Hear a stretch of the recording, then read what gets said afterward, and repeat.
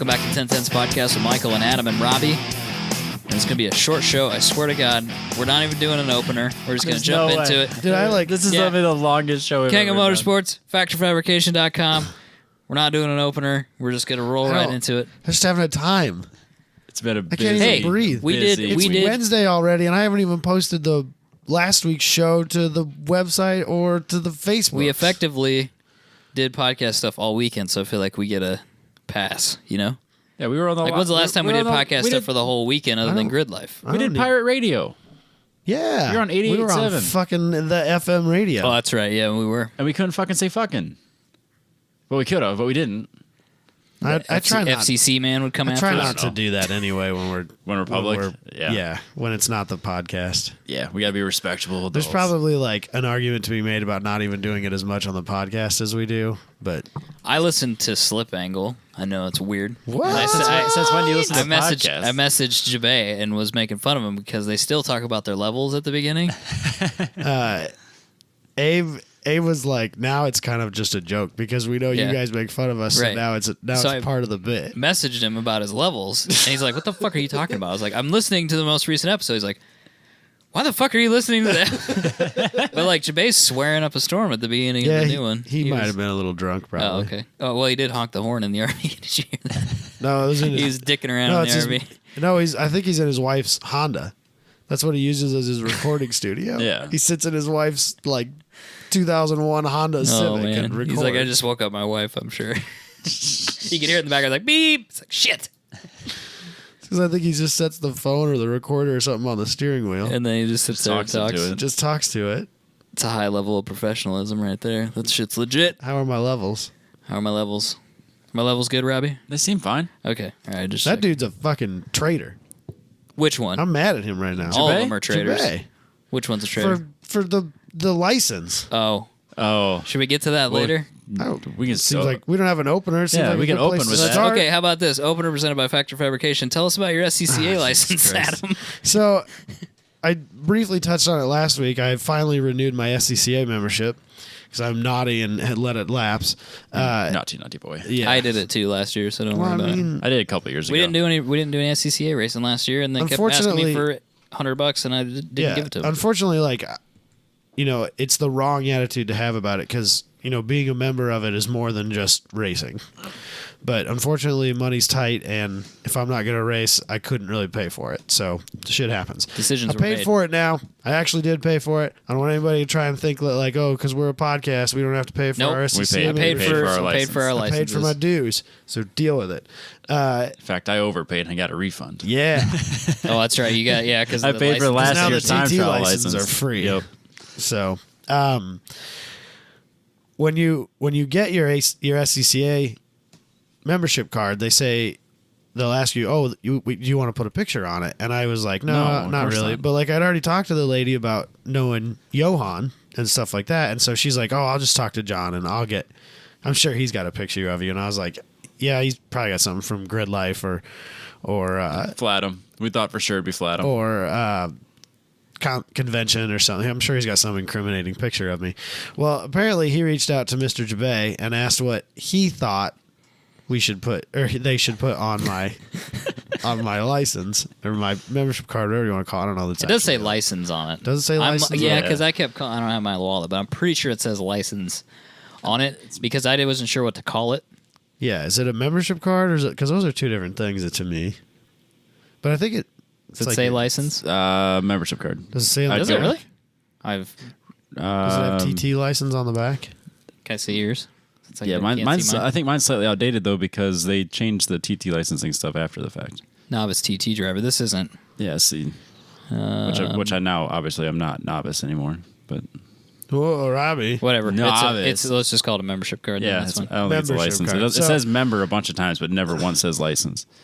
Talk about my member. So Jabay apparently decided that it would be funny to put that school picture of some The kid that looks like you when you were young. Middle that school looks like kid you. has got his thumb up. And he's just got this like goofy looking look on his face. It's everyone knows the meme. They know. Yeah, it's the meme where he's talking about Tom Brady scoring the basket, and you just want to talk about cars, right? Yeah, that's exactly. Cool. Thumbs up. Yeah, he's like doing a "That's cool, bro." Look, that's exactly cool story, bro. Yeah. So Jabe has compared me to that kid in the past. This is not a new thing for him. I didn't know about this. He thinks he's hilarious. He's wrong, but he thinks he's hilarious. It's pretty hilarious. Jabe thinks he's funny about a lot of things. He's right about this one. In this instance, he is correct. And so now that is forever. They did provide me with a non-pictured membership card. Lame. Oh, they give you 2? But I'm a good sport about it, and that's not the one I'm carrying. You have to use this one. This is Grid Life and the SCCA conspiring against you. It is too funny not to use. I'll give them that. Well, it was funny because the lady that did is like, I can't do this. I'm gonna get fired. No, she told John she didn't want to do it because she didn't want to lose her job, and John's like, "You'll be fine, I promise. It'll be okay." That's pretty damn funny. John thought he was real funny too. He still thinks he's funny. He was dying. It was after he'd given it to you. It was like the next day that I asked about it. Yeah. He was dying. Yeah. Just dying. Rolling on the trailer, laughing. Yeah, rolling around on the trailer, literally laughing. Jesus. I'm glad he enjoyed himself. I enjoyed it. Well, he commented on it and it rolled to the top of my feed again. I was laughing about it then too. Yeah. And then I got to go out to eat with Abe Schmucker this week. On Monday. He's here for work because he works for the company that owns Pioneer, and so he's here in Des Moines semi-regularly.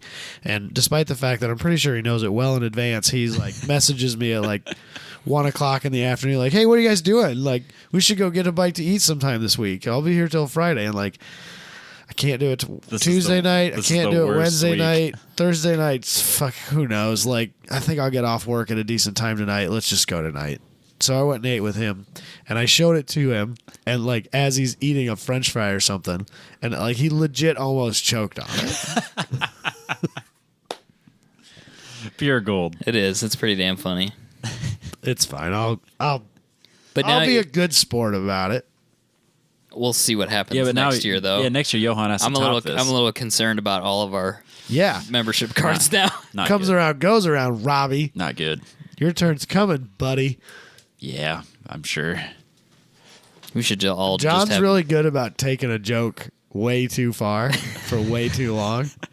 No, this will go on for years now. This will be funny forever. We'll never get a normal membership card. But I'm good with that. Like he has a giant door-sized sticker that says 10 Tenths Podcast on his... there's the video. I have the video of him pulling into our pit. Oh, yeah. I couldn't download it, so I'll give you a second to pull it back up. Okay. Yeah, describe it. He just can't... Well, okay, so the Versa, it's white, right? And he talked to... It wasn't Daniel. Who Justin. made Justin? Justin made the 10 Tenths logo parody. Yeah. And so he got the file and made a giant decal to go on, like a full-size door decal to go on his Versa. And he's just running that around Heartland Park with the giant thing on the side of it. We went to Heartland Park this weekend. By the way. This past week. We didn't say that. Right. So we did SCCA time trials at Heartland Park. National tour. Time trial national tour. TTNT. We did that this weekend. So yeah, he got this printed up as a joke, and you did not send me that video. It's fine. It's whatever. There's a picture of it, isn't there? No. That's the lamest, bro. Sorry, bro. Oh, that's the lamest. There's a picture of his nose. Oh yeah, no, I didn't send you that video. It's on Instagram. I'll put it in the saved stories. Yeah, do that. There you go. That's all I'm gonna do. I'm not gonna put any more effort into this for show all you than I have to. Kids. So, but yeah, I'll add it to our saved stories.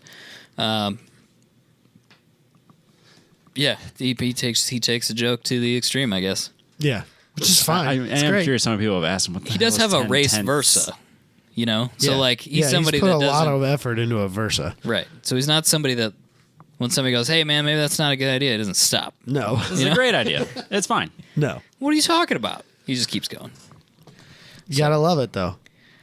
You do. He's John's the best. he's a good Johan's time. too much work to say. I'm just calling him JB from now on. Yeah, I like that. JB's so much easier to say. don't- The Johan thing was funny. There's only like 10 JBs that I know. That's the problem. Yeah, Yeah, so I he's know. gonna be Johan to me forever. Well, he can be Johan. That's okay. And when I two talk to Ns. him, I just call him JB. Johan with 2 N's. Johan with 2 N's. Extra fancy. Yeah, exactly.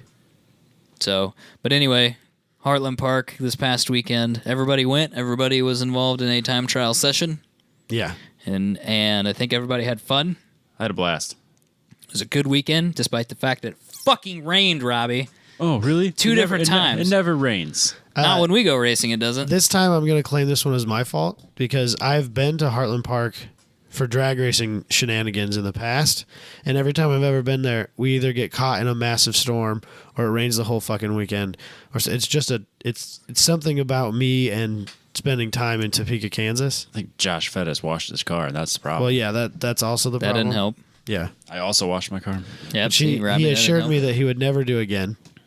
I need to, though. Mine's so filthy. Yeah, mine was thoroughly dusty when I showed up, so it wasn't me.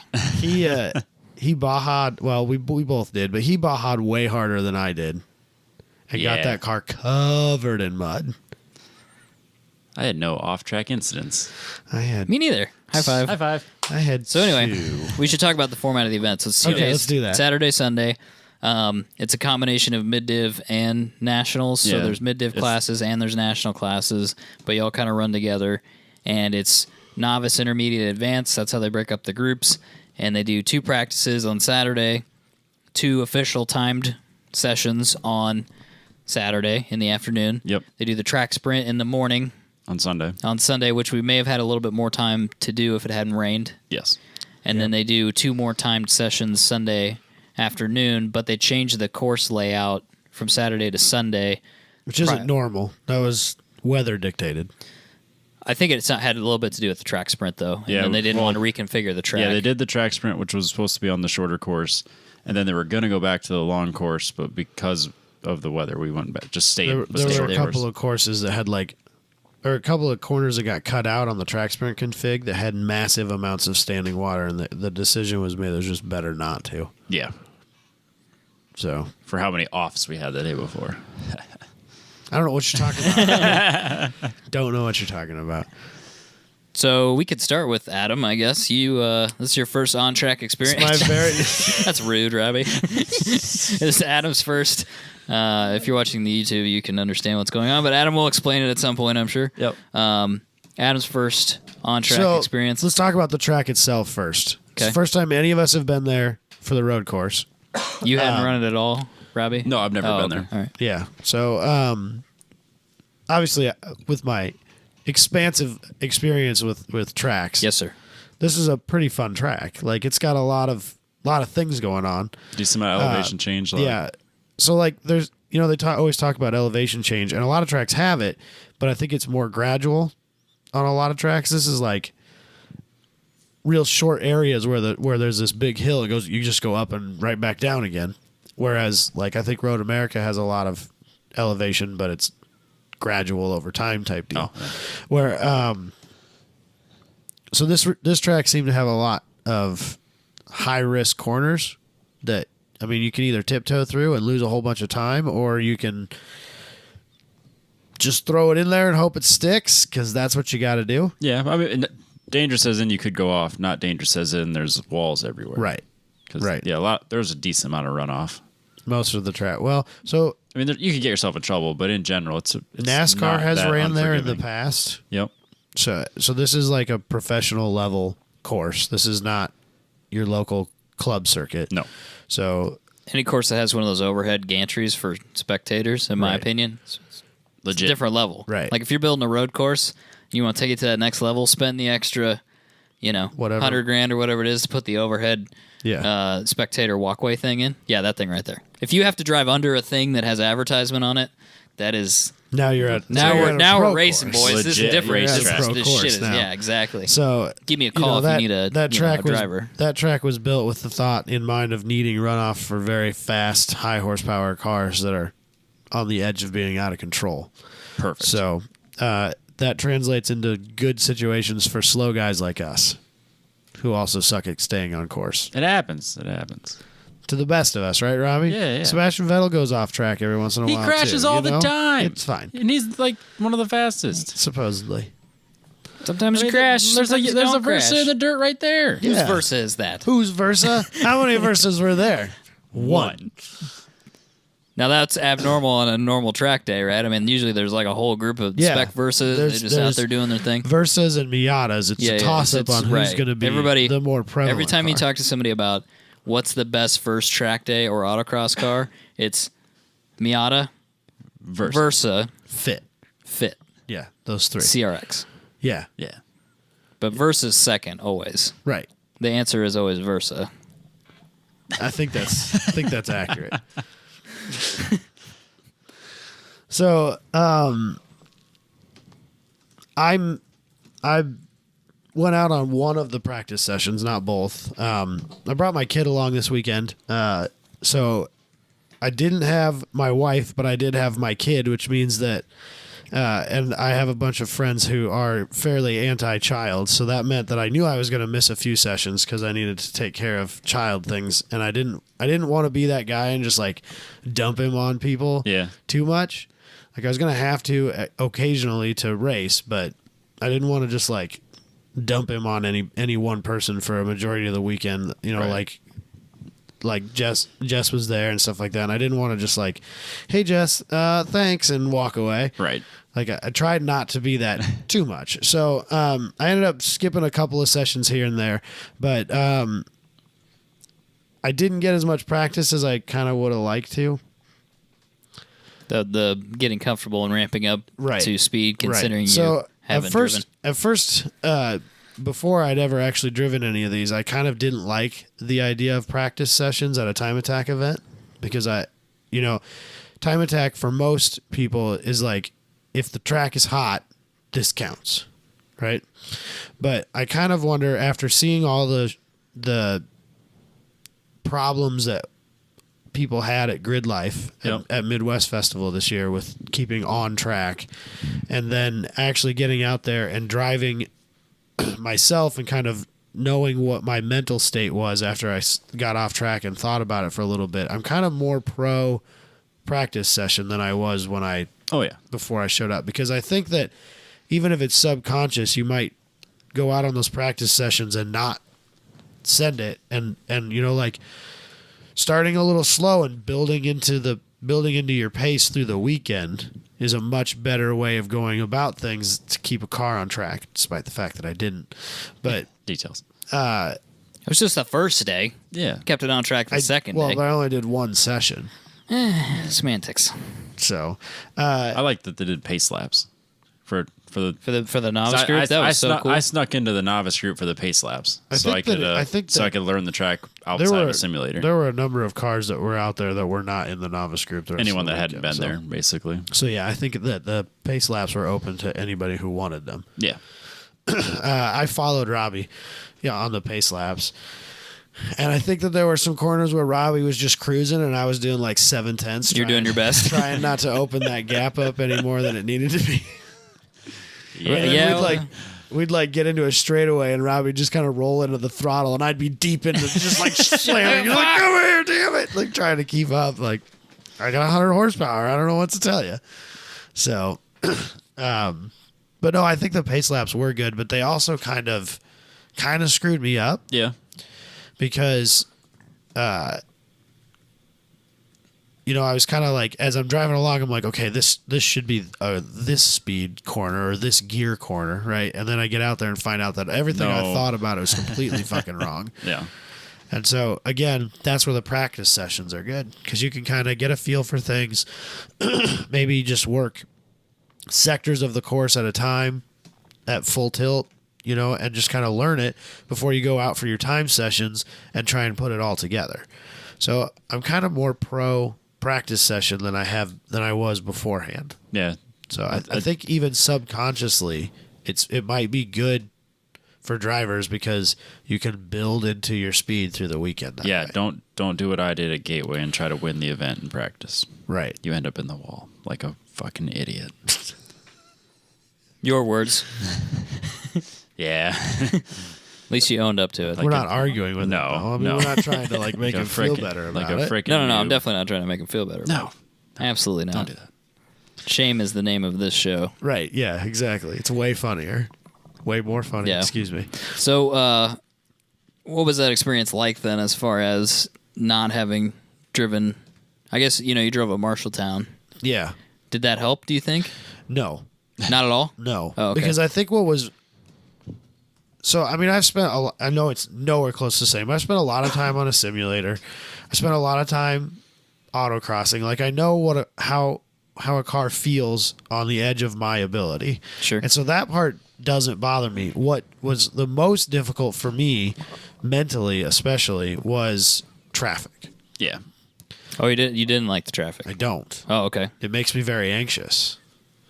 So It's easy to make a mistake when someone's in your mirror. My first time session on Saturday, there was a Miata that I think it was just basically, he was in the novice group, so I don't know if it's his car or he was borrowing it, or maybe he bought the car and is working his way into hopefully wheel to wheel someday or whatever. But it was a spec Miata on street tires, so whatever he's doing. I mean, he had like a fire suit and the whole 9 yards, but he's out there in novice, so I'm not really sure what the guy's story was.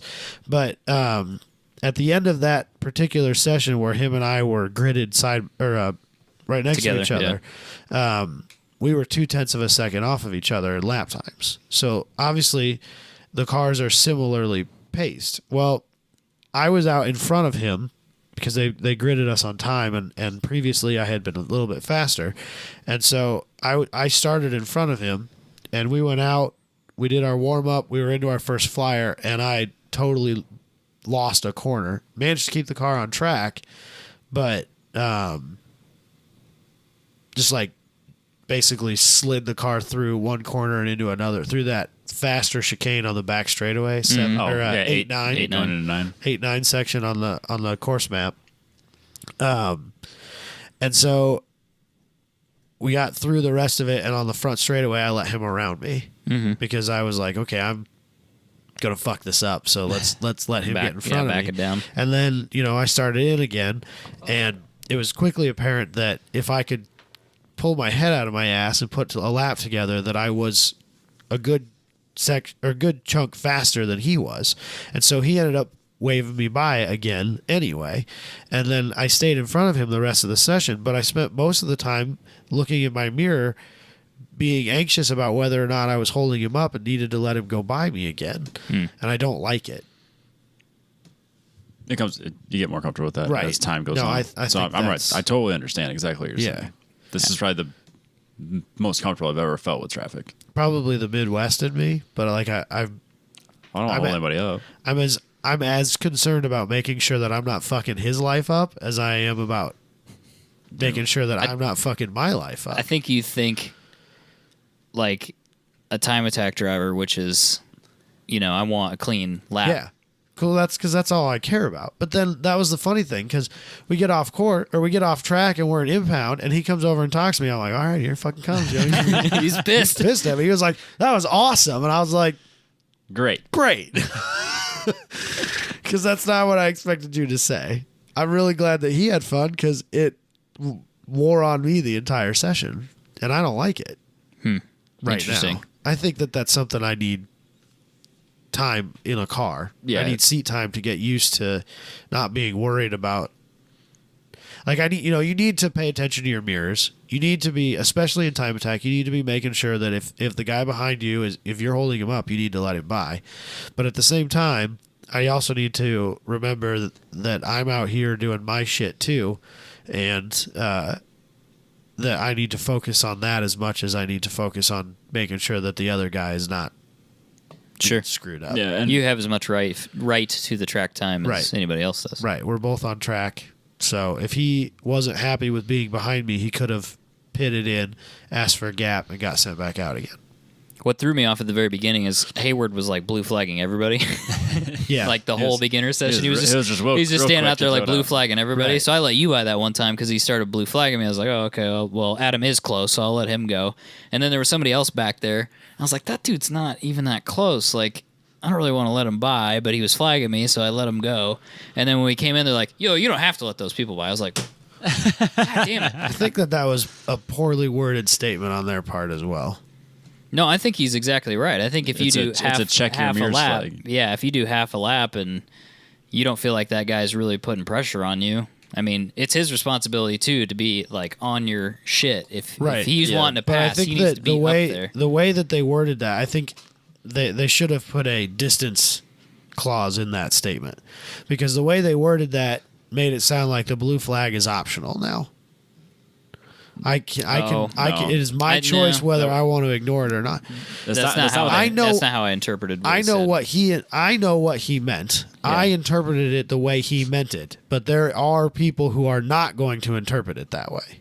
And you need to be very, very clear with the statements you make when you're talking to novice drivers. Well, he didn't really stand out there and blue flag anybody after that, though. No, not really. I didn't see him throw a flag at anybody. That's almost. He was out there. But he didn't. Nothing. I think he was. I think he was trying to make all the beginners on the front straight look behind themselves. Yeah, fully aware of it. Yeah, I think that's what he was up to when he started doing that in the morning. So, but yeah, I know that they're even like.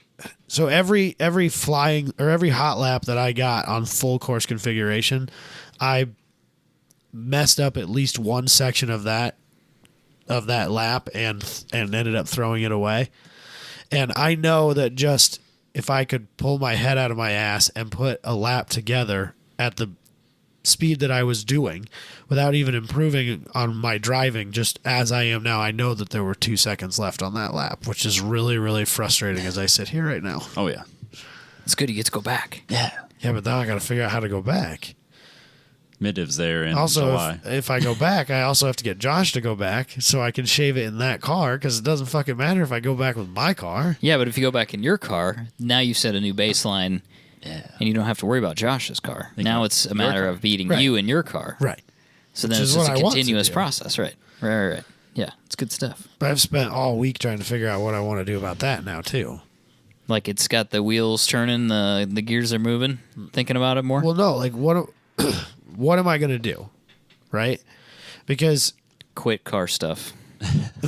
That's not been in any part of this internal argument with myself. Okay. But like the Omni is not, it's not a bad car for what I want to do with it, but it's not a good car for it either. And I need to do a little bit more research on it, but like good brake pads are not prevalent. I think I have like an option. Okay. And they're not exactly the brake pad I would want necessarily. And I don't think that they're exactly the cheapest brake pad in the world either. And so like consumable costs might be a little high on that car for some random things here and there just because of availability, which I don't want in my life. And I still think that I am being unrealistic in thinking that that car will run reliably because I had a lot of trouble with it just trying to get through an autocross day, let alone a track day. I had a lot of problem with, I need to completely re-engineer the throttle linkage on that car because the way it's mounted to those carburetors, it puts a lot of stress on the mounting points, and I broke them all the time in autocross. And what I think it is that when you have it under full throttle and you're putting all that stress against it with the return springs, that's what's flexing those mounts and breaking them. Well, if I was doing that in autocross, imagine what I'm going to do on a track. You know, so I need to completely re-engineer that and figure out how to fix that problem. And that's not a simple task because it's a completely custom linkage. Sure. And so there's like a bunch of little things I got to figure out on that car and fix. And I'm still not sure that it's the right car to do it. But at the same time, I don't want to sell it. No. But I sure as hell can't justify owning it and a track car. That would be stupid. I think, though, and this is something that I talked to Booney about, and you should probably bring up in your next MidDiv meeting. Yep. There's some Tuesday questions next Tuesday. Yeah. It's right before 4th of July. Okay. Remind me about that, I guess. I might go. I'm going to try to go. Where is it? They changed locations at Pizza Place this time. We'll talk offline. Well, these people could go if they wanted to. Yeah, they could if they're local. They're technically open to the public SCCA, I assume, if you're MidDiv. Yeah, it is. So anyway, my point is, the way that MidDiv does their classing, which I know you're not necessarily a fan of, no, I think am. No, he is not. He's not. Right. I don't love it. But I don't really like SCCA's classing system either. So I think that the Omni could be air quotes competitive in a class. Yeah. If you game the rules correctly. Yeah. So my point is, I'm quite certain it could be. Right. My point is like you there's nothing that's forcing you to sell it from that perspective. Right. But so basically where I'm at is I can't drive that car to tracks and expect to drive it home, which means I need to find a towing solution. Yes. Which means I either need to fix the Blazer that I despise with an ungodly amount of passion. Yes. Or I have to buy a truck and I still don't have something to tow it with once I have that vehicle. Yes. Whether it's a tow dolly or a trailer, probably a dolly because it's the cheaper of the options, and there's no reason I couldn't put that car on a dolly, in my opinion. But it's like, I'm going to spend a couple grand on that, or I could sell the car and buy something else that I could street drive and take to the track, but I'm going to spend a couple grand on that. Like, no matter what I do, I'm going to spend a couple $1,000s I don't really have right now. Plus consumables, plus tires. So what I really need to do is with all the overabundance of spare time I have, I need to sit down at a computer and put a list of common consumables together and then see what they cost on the Omni and see what they cost on the cars that I would consider replacing the Omni with, and try to make a decision based on what it's going to cost me to track the car long term, rather than worry about whether I'm going to buy a tow rig or buy a different car. What I need to make that decision needs to be based on what it's going to cost to run the car regularly. Sure. The other thing is that I don't really want to, because I have such a long commute, I don't really want to drive my tow pig to work every day, right, like you do, Robbie. Yeah, it works for me, but which means I'm not driving. Which means I'm going to end up owning a vehicle with the specific purpose of using it to tow my car to a racetrack, which is kind of hard for me to justify. I have no problem doing that, but right now where I am financially in my life, that's very hard to justify. Insuring a car, registering a car, maintaining a car whose sole purpose is to take it to 4 to 6 events a year. Right. That seems silly. Yeah. So, but I'm not going to drive, I can drive my 30 mile a gallon Focus or my 12 mile a gallon truck. It'd be stupid to drive the truck to work every day when I have a 90 mile round trip commute every day. Mm-hmm. Yeah. Right. So that's where I'm at. I have a lot of really bad choices. Yeah, decisions to all make. Understandable. Every single one has a large number of cons that don't outweigh the pros in any specific scenario.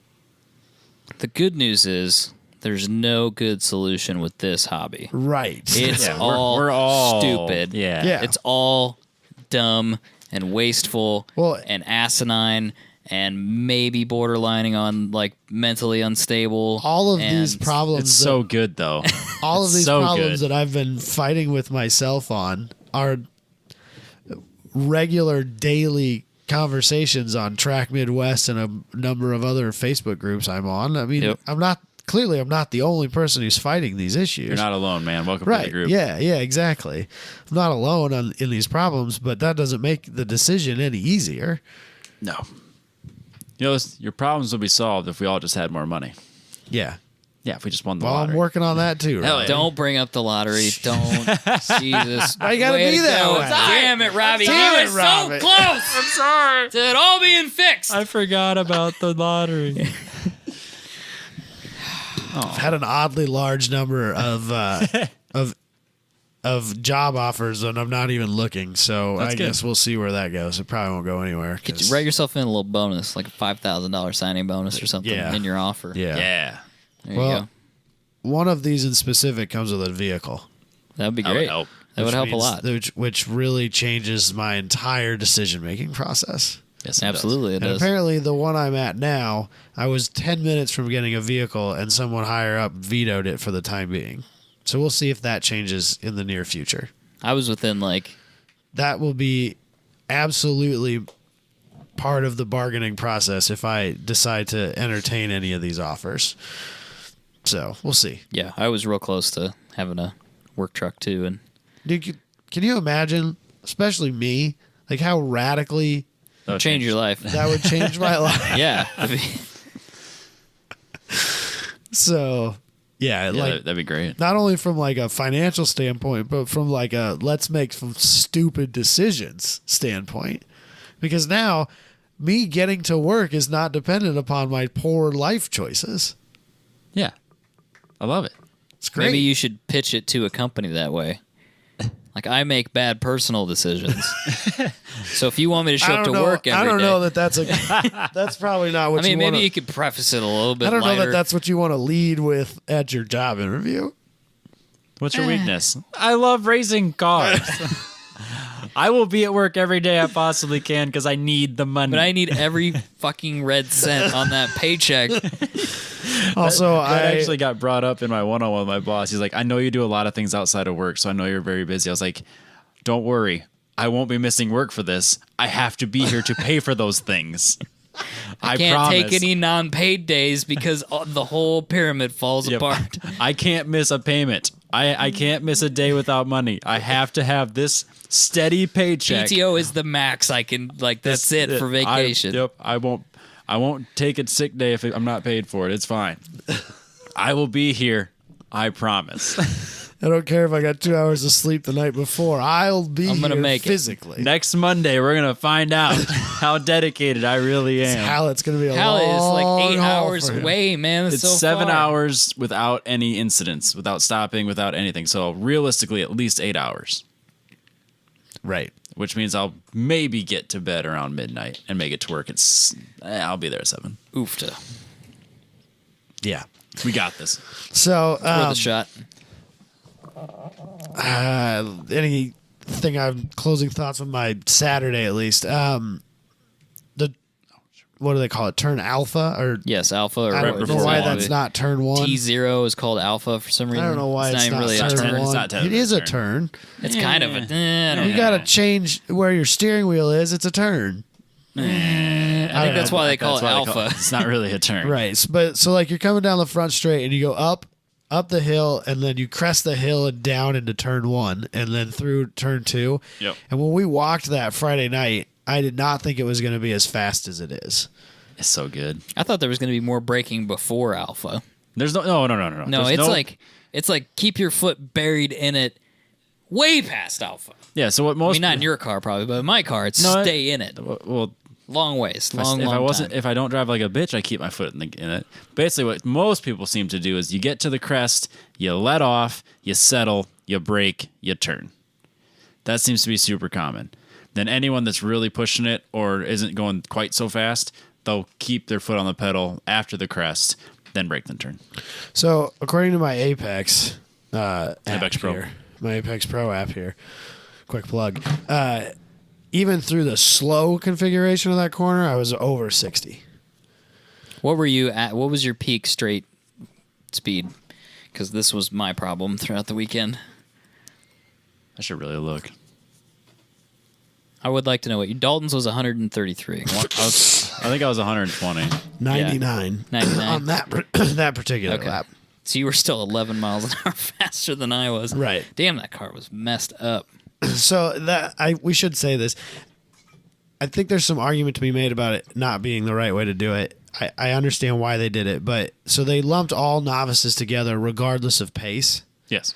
And so Dalton, who I think should have been an intermediate driver to begin with. Yes. Because he's got a decent amount of track experience, not on that track, but still has plenty of track experience, and is in a lightly modified C6 Z06 on 315, 335 Hoosiers, and was literally 15 to 20 seconds a lap faster than me.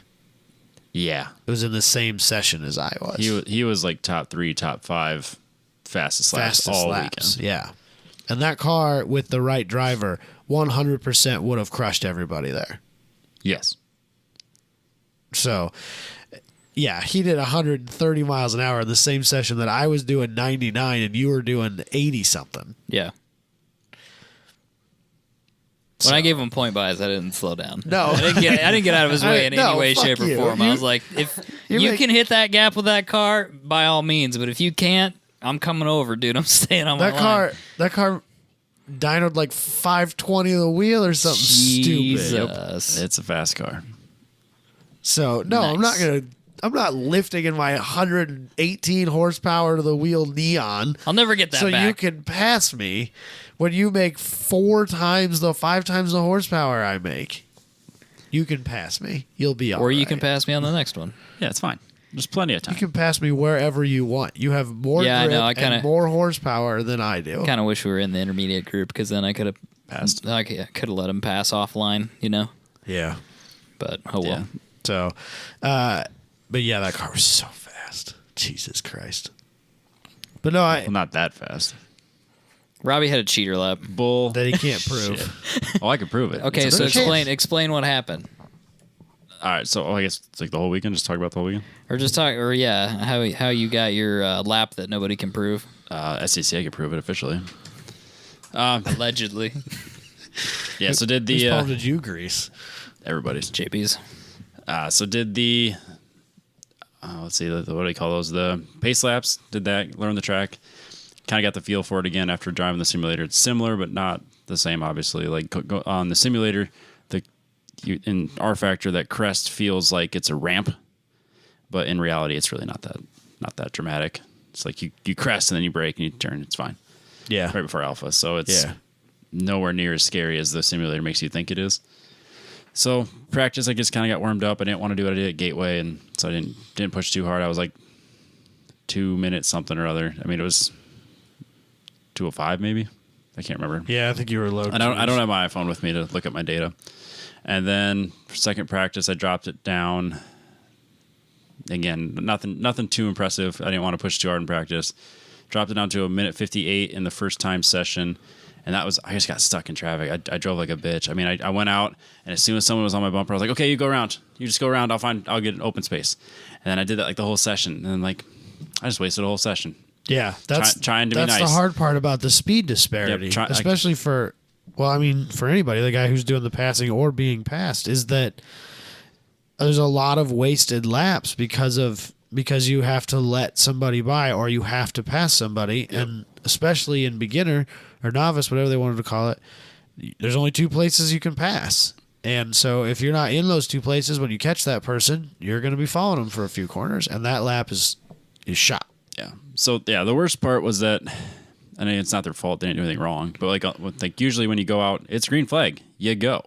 Yep. The 2 guys in front basically did a pace lap and warmed their tires up and bunched us all up. So frustrating.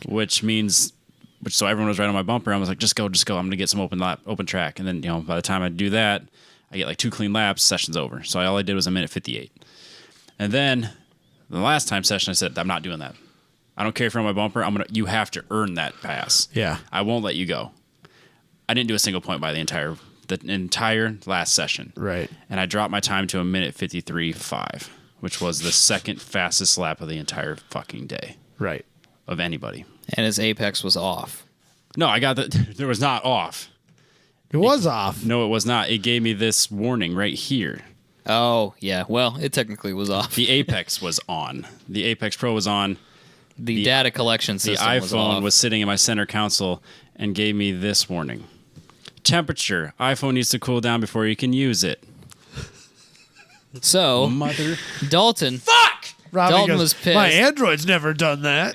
Oh, so mad. Dalton started the whole conspiracy that Robbie didn't actually do a 153 because your times are pretty consistent, like around 155 or 158, and then he threw in that 153 real quick right at the end of the day. All of a sudden, he's got 5 seconds. He just shaved off one lap. Right, and Dalton was ahead of you, or he was right there Dalton with you. was like at 153.8 or 154. I mean, he was up there. And then all of a sudden you beat him by like you made a huge margin improvement. Yep. And then when he was like, "Oh, can you prove it?" Blah blah blah. Your data acquisition machine thing was down, and there was no in-car video, right? Nope. Yep. It's awfully convenient. The only thing I can go off of is the guy in the Camaro that I was basically playing cat and mouse with the whole time was chasing a 155. He gave me a point by, and then I just ran away from him. Yeah. So he goes, I was chasing a 155 and I was trying to keep up, but you just ran away.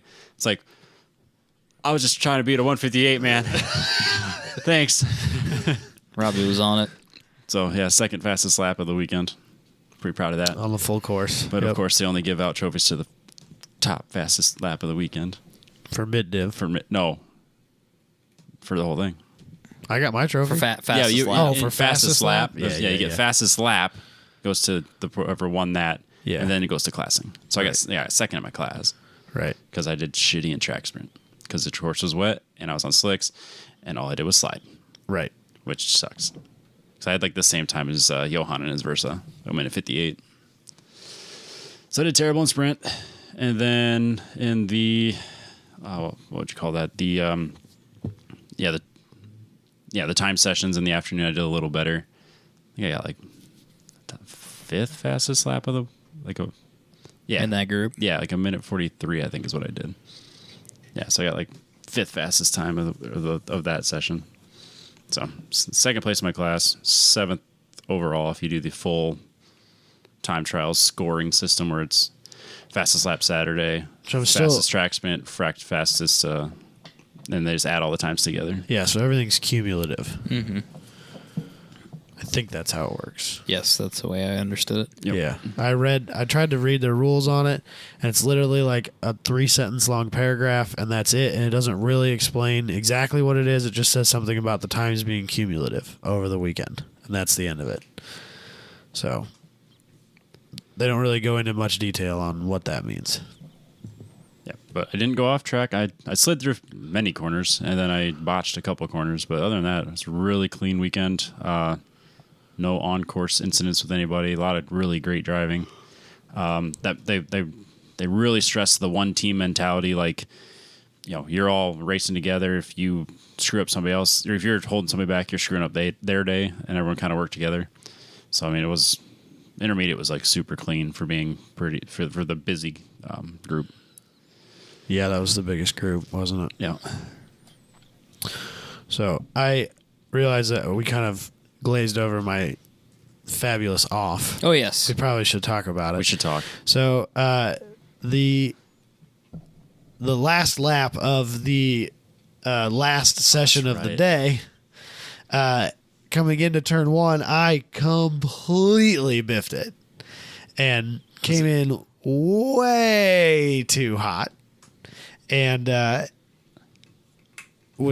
up way off track, and we went back out there kind of to look through that corner again. Now that we had ran through it, and we had talked to some people who were pretty experienced on the course, and like asking them what their sighting marks are and stuff like that. And so then we went out there Saturday evening to kind of walk it again and get a feel for it, not knowing that it was going to be different the next day, and looked at my impressive skid marks. Poor Josh having to buy new tires. Michael pasted out to be like 190, 200-ish feet long worth of just like emergency solid braking. Black skids.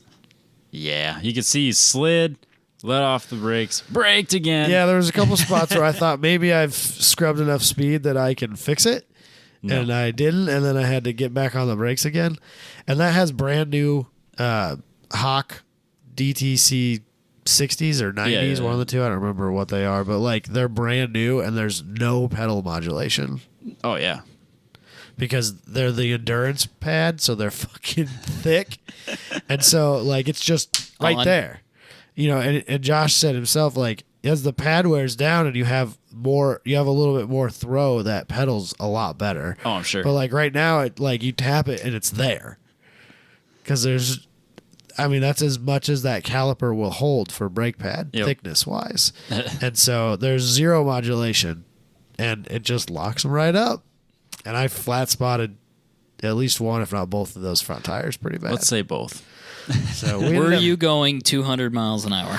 I did not have my Apex in there at the time because you had it all day Saturday. Yep. And since we ran the same sessions, it never really, I didn't use it. We did have the Solo in there. I have not seen the data. I have seen the video, and it's hilarious. Oh God. Well, the hilarious part was that we had to argue about whether or not you should have even been going fast on that. Yeah, I still feel like that was still my lap. I don't care. So the checkered flag was apparently out, but I was when you watch the video, he started waving it like when I was almost parallel to him. Yeah. And so like I didn't even see it until I had passed him in my rearview mirror, and I thought he was checkering the car behind me. Right. And so I thought it was still my lap. But there's some argument on that. I still think that it didn't matter. I still think that I'd already crossed start finish before the checker came out. That means I still get to finish that lap. That's my opinion of it. And since they never clarified any of it in the driver's meeting, nobody can tell me differently. You didn't finish the lap anyways. I didn't finish the lap anyway. I went off, and you're supposed to, again, never mentioned the driver's meeting, but you're supposed to come in when you go off, and so I had to come in anyway. Yeah. So, is what it is. It was hilarious. I don't really feel like I'm not like embarrassed or mad at myself about it. Shit happens. No, you know, I was pushing the car really hard and into a corner that I'm still not 100% comfortable with, and certainly don't feel like I have figured out. And it didn't go well. I kept the car out of the wall. I kept the car off the manhole cover that's in the middle of that grass there, and probably would have ripped a hole in Josh's fancy baffle oil pan. And that's really all that matters. Yes. At the end of the day, no real issues there. Yep. He's got an oil pressure gauge and stuff like that in there, and that was the first thing I did. Get back on track and went straight to that oil pressure gauge. Like, all right, we're still good. We're good. There's oil in this. So put it in third gear and just get off this track. Yep. So shit happens. Shit does happen. It was a ride. It was scary for sure. I'm sure it was because you were fucking moving. Dude, I was moving. Because I was like, okay, I have nobody in front of me. The session's got to be almost over. I knew the session was coming up to being over, but I figured I had another lap in it. I was like, this is the last time session of the day. I had a time that I wanted to beat. Yep. That little solo that we were using, the predictive time on that said that I had that time. I just had to put it together, and I was like, okay, it's do or die time, Adam. Let's not fuck this up. And I super fucked it up. So It's too much pressure. that's seat time. Yeah, so be it. It is what it is. You won't do that again. Oh, I'll do it again. It's an easy mistake to make. Dude, are you kidding me? You won't do that again. No way, dude. I'll do that on a fucking warm-up next time I'm there. You just go, you got to stay in it. Over alpha, stay in it, brake. Yeah. Oh shit, going way too fast. Into the grass. It's the Gran Turismo line. Yeah. Most direct, fastest. Run into something That and slow yourself chicane, down. that 8-9 chicane is way faster if you don't lift. If you just go straight. Yeah. I bet it is. Did you try it? The straightaway comes... Oh, yeah, I took a flat. No. Straight. Just straight. Oh. Straight across. It's the Gran Turismo line. Yeah, just skip that whole shit. Yeah, you don't have to slow down at all. Drive in the grass. It's fine. You don't lift. They didn't even have corner workers there. You could have just gone. Yeah. Nobody would have known. Yeah, who's going to stop me? Somebody might have known when he threw like dirt up in the air and they could see it across the track. Like, what the hell was that? It's just Robbie cutting a corner. No thanks. You thought they were mad at Josh for dragging mud on the track. He'd be a little mad at you and it'd be very visible what happened. Just track straight through, across, and straight up into 10. It was a brake failure. I don't know, but they came back. Right. The pedal pressure was 10. right there. I don't know, there when I man. had It's you when I weird. needed it. Yeah. But boy, that lap was fast. How did Robbie run a 148? Well, let me tell you. He did 130 miles an hour through 8-9. What now? It's a pretty bold strategy. Turns out every corner is a straightaway if you try hard enough. It's true. Yeah. It's absolutely true. Hey, you braked in a straight line. That's all I did was straight line. So, yeah, good times. How was your weekend, Michael? I had a great weekend. Yeah? Yep. Pretty sure I ruined my motor, Yeah? which was kind of the goal. Yeah, you got a different motor already. Yeah, I already got a different motor. That's got to so- be a really good feeling out on the course, though. Yeah. You know what? I felt like I was doing the right things too. Like I was checking my fuel, I was checking my temperature, I was checking my oil pressure. Like I was going through Right. and looking at those. Because that car never had a ton of fuel in it. Yep. And I don't know if that's the right way to run that car or not. I really don't know for sure. Even as long as I've had it, I'm not 100% sure. Because sometimes on old cars, if you overfill them, they throw fuel out of the back. And that's Yeah. not ideal either. I don't want to get black flagged for that. Yeah. So I was just kind of keeping an eye on it, keeping an eye on everything. Everything's going good. I think it was it was the first, to be honest with you, I don't know what it was. It might have been the first practice or the second practice. Yeah. It was the practice I did, whatever session that So is. second one maybe. I think I did Anyway. the first practice and then skipped the second one. Okay, so maybe it was the first practice. But so I'm looking, everything's going good, bringing my pace up and everything. And it was about half a lap later, I look again at my temperature gauge, and it's like 100. It's over 100 it was over. What does that gauge go to? 270. It was over 270. Oh, not good. So and it was just fine. Like literally half a lap ago, it was 190, 200. Yeah. So I was like, what the fuck? Like, And then I backed way out of it, and that's when I was like, I wish we had corner passing because I was just gonna let everybody go, and I was gonna come back. I didn't want to shut the car off out there. I was like, if I'm gonna blow it up, I'm gonna blow it up. I'll just bring it in, and it'll be fine. So yeah, I basically lost the belt for the water pump, and it actually was somewhere over 270 degrees. I don't know what it actually was, but it wasn't like spraying coolant, and it wasn't doing crazy shit. So I thought, well, maybe something, a wire laid over and got hot on a header and then, grounded, and I just had, pegged the gauge. False 270. Right, but no, it was full. It was like 300 degrees or more. But when the water stops circulating in the engine, probably half a lap, it would get stupid hot. Yeah, it would get hot. So, but we just got another belt, threw it on there, and then it was fine. But that engine was hurt before we started. I'm sure that didn't do anything good to it, and then it was steadily getting worse over the weekend. I felt like it didn't do anything crazy. It just felt less and less healthy. But I feel like you gave it a warrior's death. Oh, for sure. Especially when I passed that Miata when it was kind of wet. That spec Miata that you were talking about. Yeah. That was full blown victory for me. I was feeling good about that. Like if you're gonna do something to send that motor out, that was the way to do it. That was a good weekend to for its last hurrah. And John, different John, with the SCCA, with the white Miata, Hunter. with the John Hunter, Martini livery-ish that he's getting rid of now. Yep. He was following me for a while. Like, he wouldn't pass me. Like, he was following me. Yeah, he did that to me too. It was that was fun. Oh, really? I don't like people behind me. No, it was fun. It was fun when he did it because I could tell what he was doing. He was watching my lines and stuff, and I was like, "Oh, okay." So I'm gonna like throw down, I don't want people behind me. No, I thought I just want to be left alone. I enjoyed it. I thought it was good. When Dalton was behind me, I thought about leaving him back there. But Dalton gave me. He was behind me for a while, and he's like, "Dude, corner speed's high." He's like, "I was surprised how fast your corner speed is, actually." But you're 12 miles an hour slower than me in my slow car on the straightaway. Corner speed, yeah. The straightaway is not even worth talking about. So that's the problem. Yeah, that is most definitely the problem. And my tires were super old, but yeah, they're not new by any means. No, 2012 R comps.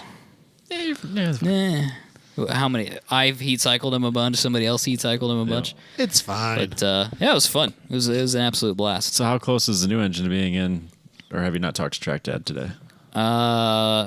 I don't think anybody's done anything with it. I think it's just sitting there. It's shocking to me because I thought we'd buy expected today. your dad to have had that engine out by now.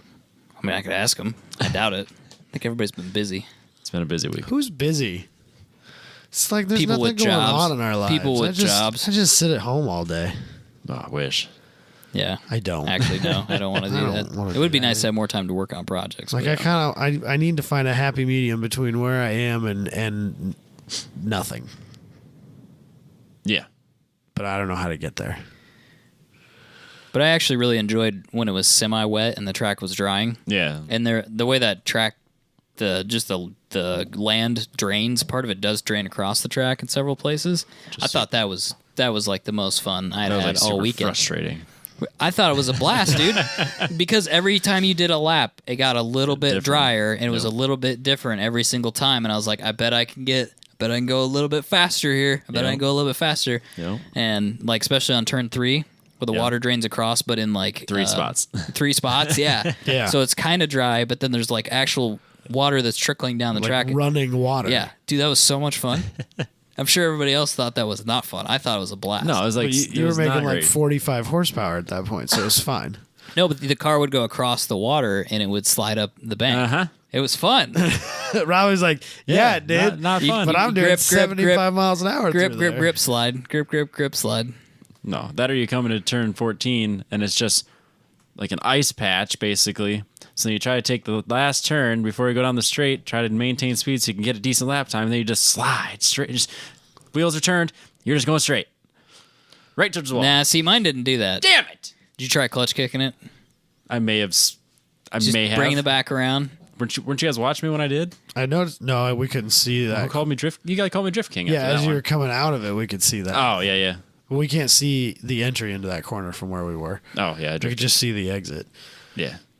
I had it super sideways through there. It was a blast. Just a little bit, yeah. I think the guy in the Miata behind me my went, what the fuck? Ruined my lap time, but I did. the Neon, if you can get it right, it's a great car to drive. Like it surprisingly has no understeer issues whatsoever, and like, you know, it's relatively predictable, but it's very twitchy, and it was really hard to drive in that wet because it's loose. And I mean, it's loose is where it's at, dude. The car being loose. And you have control, like, do I want to understeer or oversteer in this scenario? Yeah. That's the shit, dude. I had no confidence in that car when, like, it's not confidence inspiring. That car wasn't, at least when it was less than ideal circumstances. So I can't imagine driving that car like in legit traffic in like a champ car race in the wet. It's got to be terrifying. Sure, you get used to it. Yeah, well, Josh was significantly faster than I was because he's got tons of seat time in that car and he's used to it. Yeah. So, but yeah, I love that being able to choose the way that the corner or the car goes through the corner. That for me is like just tons of fun. So that's why, that's why it needs a little bit more power, because if you could get it to neutralize a little bit with its own power, I think that car would be a pretty cool track weapon. It would just be tons of fun. Yeah. It's not so gripped up that it's, you know, maybe your car is this way, Robbie, because you run so much tire and you run a Hoosier, but, you know, it's so gripped up that when it loses grip. True. You only run 2 Hoosiers. You did them on opposite corners, right? Front right and rear left. It was, I don't mean to interrupt you, but no, we're going through tech and Eric's looking at it going, what's going on here? I was like, I had 4 brand new Hancooks.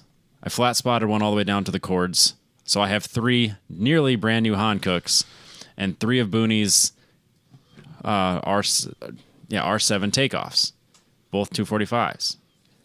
So I have 6 tires, which means I can run 2 Hoosiers in the back and 2 Hoosiers or Hancooks in the front. He's like, you're going to push through all the corners.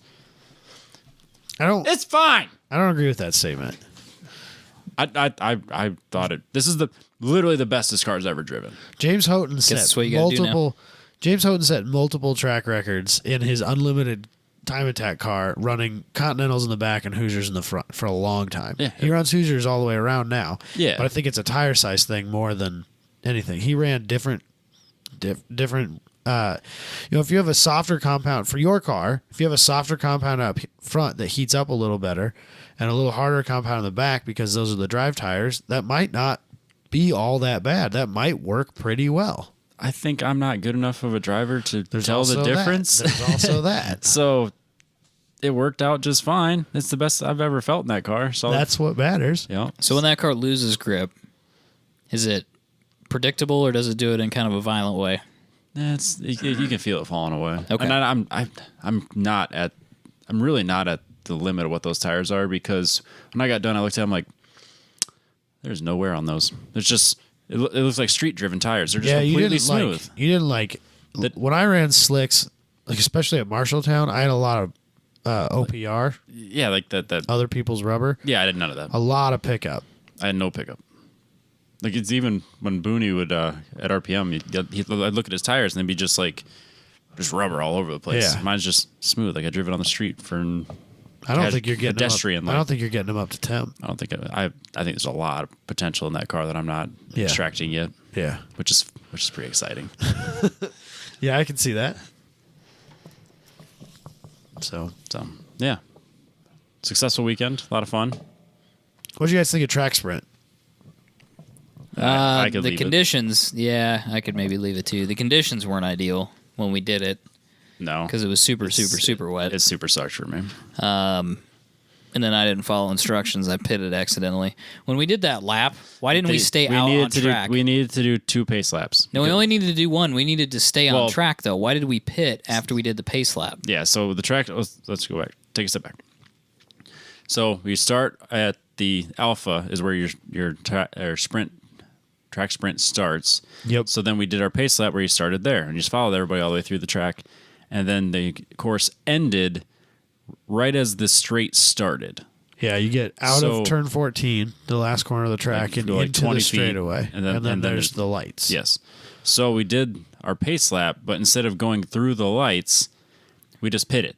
and skipped 13 and 14. So we didn't actually see the end of the course. So what I would have liked to have seen was one full lap, and then you finish, and then go to the pits. Because there was zero reason to pit because we stayed on the straight to stage for the next lap. You guys could have just staged. I don't know why we didn't. Could have done that because I got to that point and I was like, I don't remember where the end beam is, and there was a guy in the flag stand, and I was looking for the beam, and I didn't see it. Yep. And then I went, okay, my choice is to go around on the straight, and I can't remember if I'm supposed to do that or not, or just pit and lose this lap. And I was like, I either got to pit now or drive around the wrong direction, and so I just pitted. And then as soon as I did that, I went, God damn it! I know where the beam is now. It's on 14.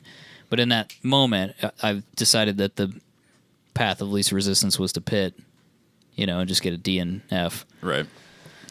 But yeah, we should have. There was. I don't see any reason to have gone back through the pit because then we staged in the pit, and then on the next lap we staged out on the track. Yep. There wasn't any reason to do that. Yeah. So right. It is what it is. Yep. Now we know for next time. Ask a few more questions. Well, I think he said where it was. It was just like, But yeah, you did. It was kind of like drinking from a fire hose. Yeah, and it was. You did muscle memory because right. you did what you had just finished. Yeah, I did the exact same thing we just did, and I felt like that was probably the lower risk of the two options. Because we have so many problems with people going off. If you went on, I was like, I really don't want to fuck up. I don't want to fuck up because we've had so many problems just getting cars on the track and back in. I was like, I don't want to be another delay. Right. And fuck up. So I went into pit. So if you'd have gone on the straightaway and been wrong, that would have been more of a problem than going into the pit and being wrong. Yes. And that's what I decided in that moment when I had to turn for 13. It's just go straight. Yeah. Oh, well. Yep. Still fun, though.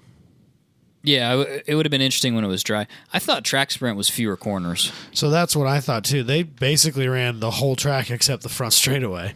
My understanding of it was that it was like 3 to 5 corners and like a 30-second run. Yeah. Which would have been fine, but I don't know. Maybe that would have been more entertaining because then it does kind of become autocross. It's like how is the absolute fastest way to get from point A to point B, given the fact I have to start from a standing start. And it's also not necessarily the racing line. No, because the exit could be, the finish wherever the finish line is.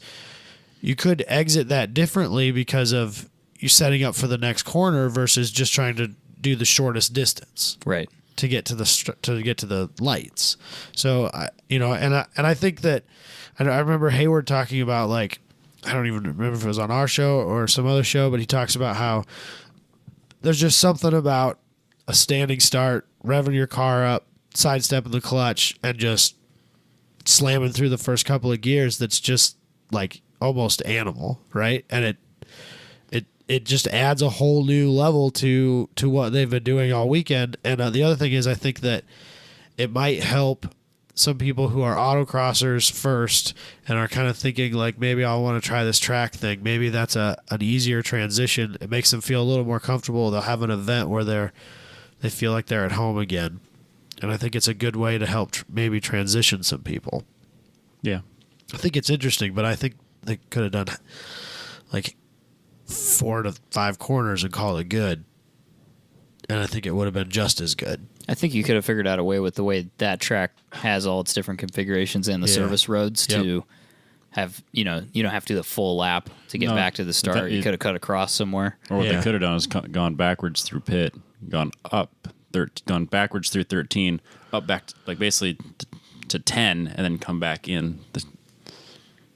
I don't know. You could totally do something different if you're going, there a might third be of the track. There might be the opportunity to run some of those corners reverse safely. Yep. In that situation too, because they might not be coming into them as fast, or you can pick the corners, or if you know that there's a wall that becomes a danger in the reverse config, you just don't do that corner or something like that. Right. And make even more interesting scenarios. So. Yep. Something to do with it. I'm sure Anyway. they're open to feedback. So Yes, I'm sure they are. Anyway, good weekend. Had a lot of fun. Great weekend. Besides the raining, as soon as the track went cold, it stormed Friday night or Saturday night. Well, it stormed Friday night and Saturday Friday, night. yeah. it stormed both nights. So Friday night it stormed all night. Not too bad though, because I was able to sleep in the tent. And then, Saturday night basically as soon as we got done eating, it just poured. Yeah. Lightning storm. They actually had to cancel the concert that was going on in the parking lot. Dude, fuck country music. I mean, yes, but Stealing all my bandwidth. What is that about? we should Also, like, talk honky tonk, whatever the shit is. they call Snapchat. Nobody gives a shit. They call it Country Stampede, and apparently it's this giant music festival. And I was told 30 to 40,000 people. Yep. I know their stage is fucking huge. It was craziest it was large stage I've seen in a while. Like mobile stage, at least, for sure. But what's surprising to me is, like, you would think that if there's 40,000 people at that facility that we would have noticed.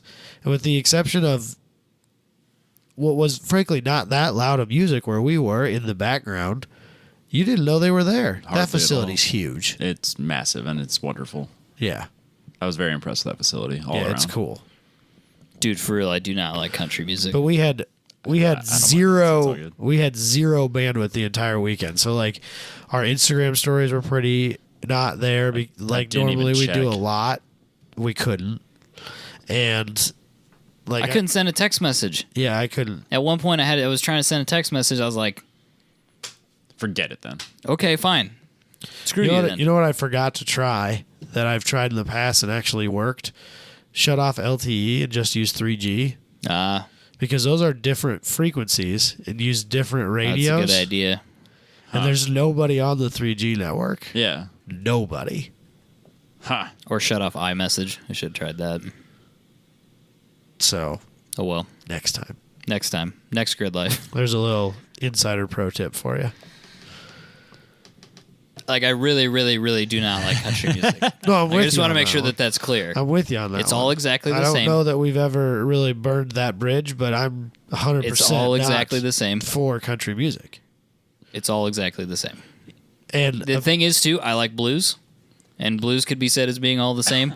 Country is worse. It is literally somebody has a formula for a country music song, and they distribute it. There's a comedian to, that Kenneth, has a bit Kenny about this, Chesney or it's hilarious. Jimbo Bobface or whatever his name is, and they Jason Aldean. He was actually there. And they just copy pasta that thing, and they talk about different trucks and different dogs and different girls that left them, and they send it out into the world, and everybody goes, "Man, this is my jam!" And they wear their shit kickers and shorts. Doesn't make any sense. Yeah, apparently. So, like, I get girls walking around in cowboy boots and Daisy Dukes, but apparently that's also a thing for dudes. Because I was talking to my country music loving coworker who has gone to some of these festivals, and I was like, "Oh, dude, you would have loved where I was this weekend," you know. And I was talking to him, and I was like, when we're driving by and you're kind of like looking at the chaos, there was an oddly large number of dudes in short shorts. He's like, "Oh yeah, when I was at River Ruckus last year, the shorts I was wearing the pants I was wearing were cut so short the pockets stuck out the bottom." Yeah, I didn't realize that was a thing. That's a dude thing. Yeah, for country music. Apparently at the festivals. Yeah. I hope you guys enjoyed that dead air of me being extremely pissed off at country music. I'm more confused than anything. I thought it was really funny that some of them were camping in shit-covered cattle trailers. Yes, they had cattle trailers with shit still like covered on the side of it. Still. Right, so with blue tarps on top of it. That's it, just tarps.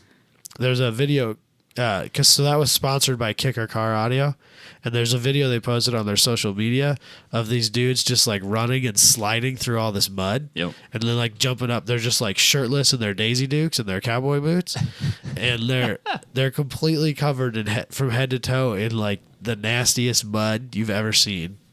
It's not defendable. And they just like give each other high fives and do it again. That behavior is not defendable. It's not defendable. Yeah, I'm not a big fan of the festival stuff. I'm not really a big. No, I'm not like the people at Grid Life in the mud, which is it looks very similar, minus the Daisy Dukes on the dudes.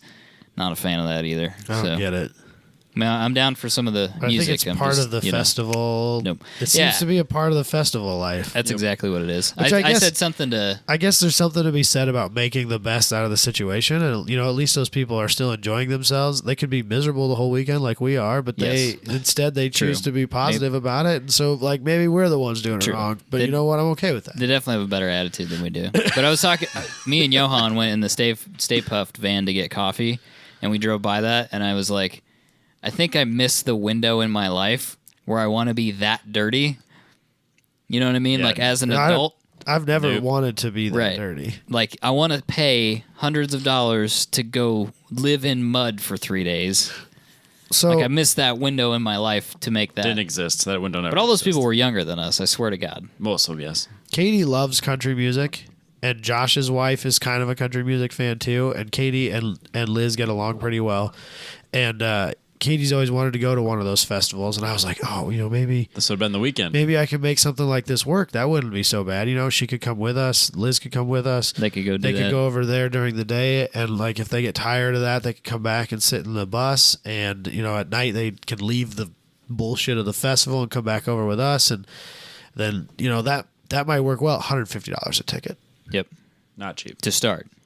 Yeah. So Plus all the other so shit. that got shut down. And before you get on the group and talk about, blah, blah, blah, this, I don't care. Merle Haggard, blah, blah, blah. Like, no, I get that. I respect that. I do. I honestly do. It's the new stuff that they play on the radio is garbage. Not all of it. I like It's, some. Robbie, it's garbage. I like it.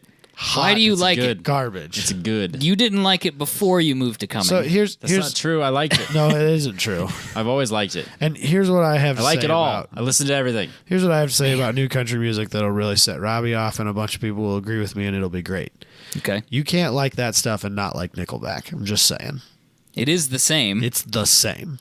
It's formulaic It's just that music. instead of using electric guitars, they use like honky tonk steel guitars. There's a banjo in the background, and a dude playing a slide You're guitar. not gonna You know what upset me by sucks? that. It's the dude? only Is difference. the dude playing the slide guitar? Like he's been working at his craft for Yeah, like 30 like, years. they're probably great He's musicians. Been touring. He tours like 250 days a year, and Yeah. he's in the background all the time. Makes like 50 grand a year. He's slaving away. He's an excellent musician. Get in the back. Yeah, I'm with you on that.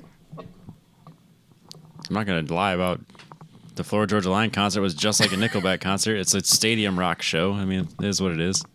And sometimes He said this weekend a sentence that came out of his mouth was that was it the Florida Georgia Line concert It was good. was the best one he's ever been to. Oh, no. I thought- Charlie Daniels. Oh, Band. Charlie Daniels Charlie Band. Daniels Band That's is the what it best was. concert I've ever been to. It was at a casino. It was great. Sitting third row. Charlie Daniels band's kind of passable, aren't they? Or are they bad? I think that they're more passive because they're like I think that they're It's a real a goddamn fiddle. That's what. I think they're a remnant of old country. Oh, well, I'm good with that then. It's just like I was watching Dave Matthews. He did a solo. Have you heard the Tiny Desk series?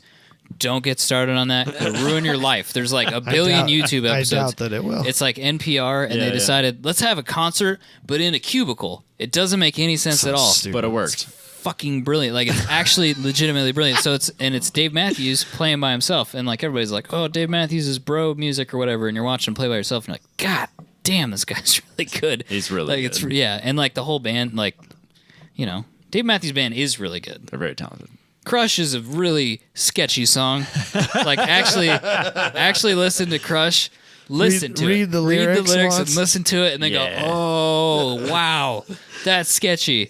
But like, people hate on Dave Matthews Band. Dave Matthews Band is excellent, musician wise. Yep. Like, you don't have to like it, but like his bass player is excellent. The guy who plays fiddle.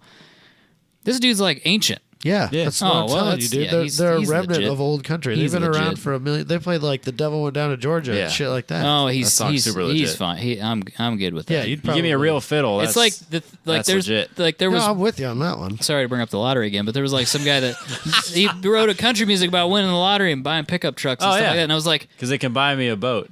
is that what it is? Yeah, it's, Or it's like, this is not like, this is, what is this? It's not music. What is this? That shit, what is that song There's called? stuff coming out of the speakers and it sounds terrible.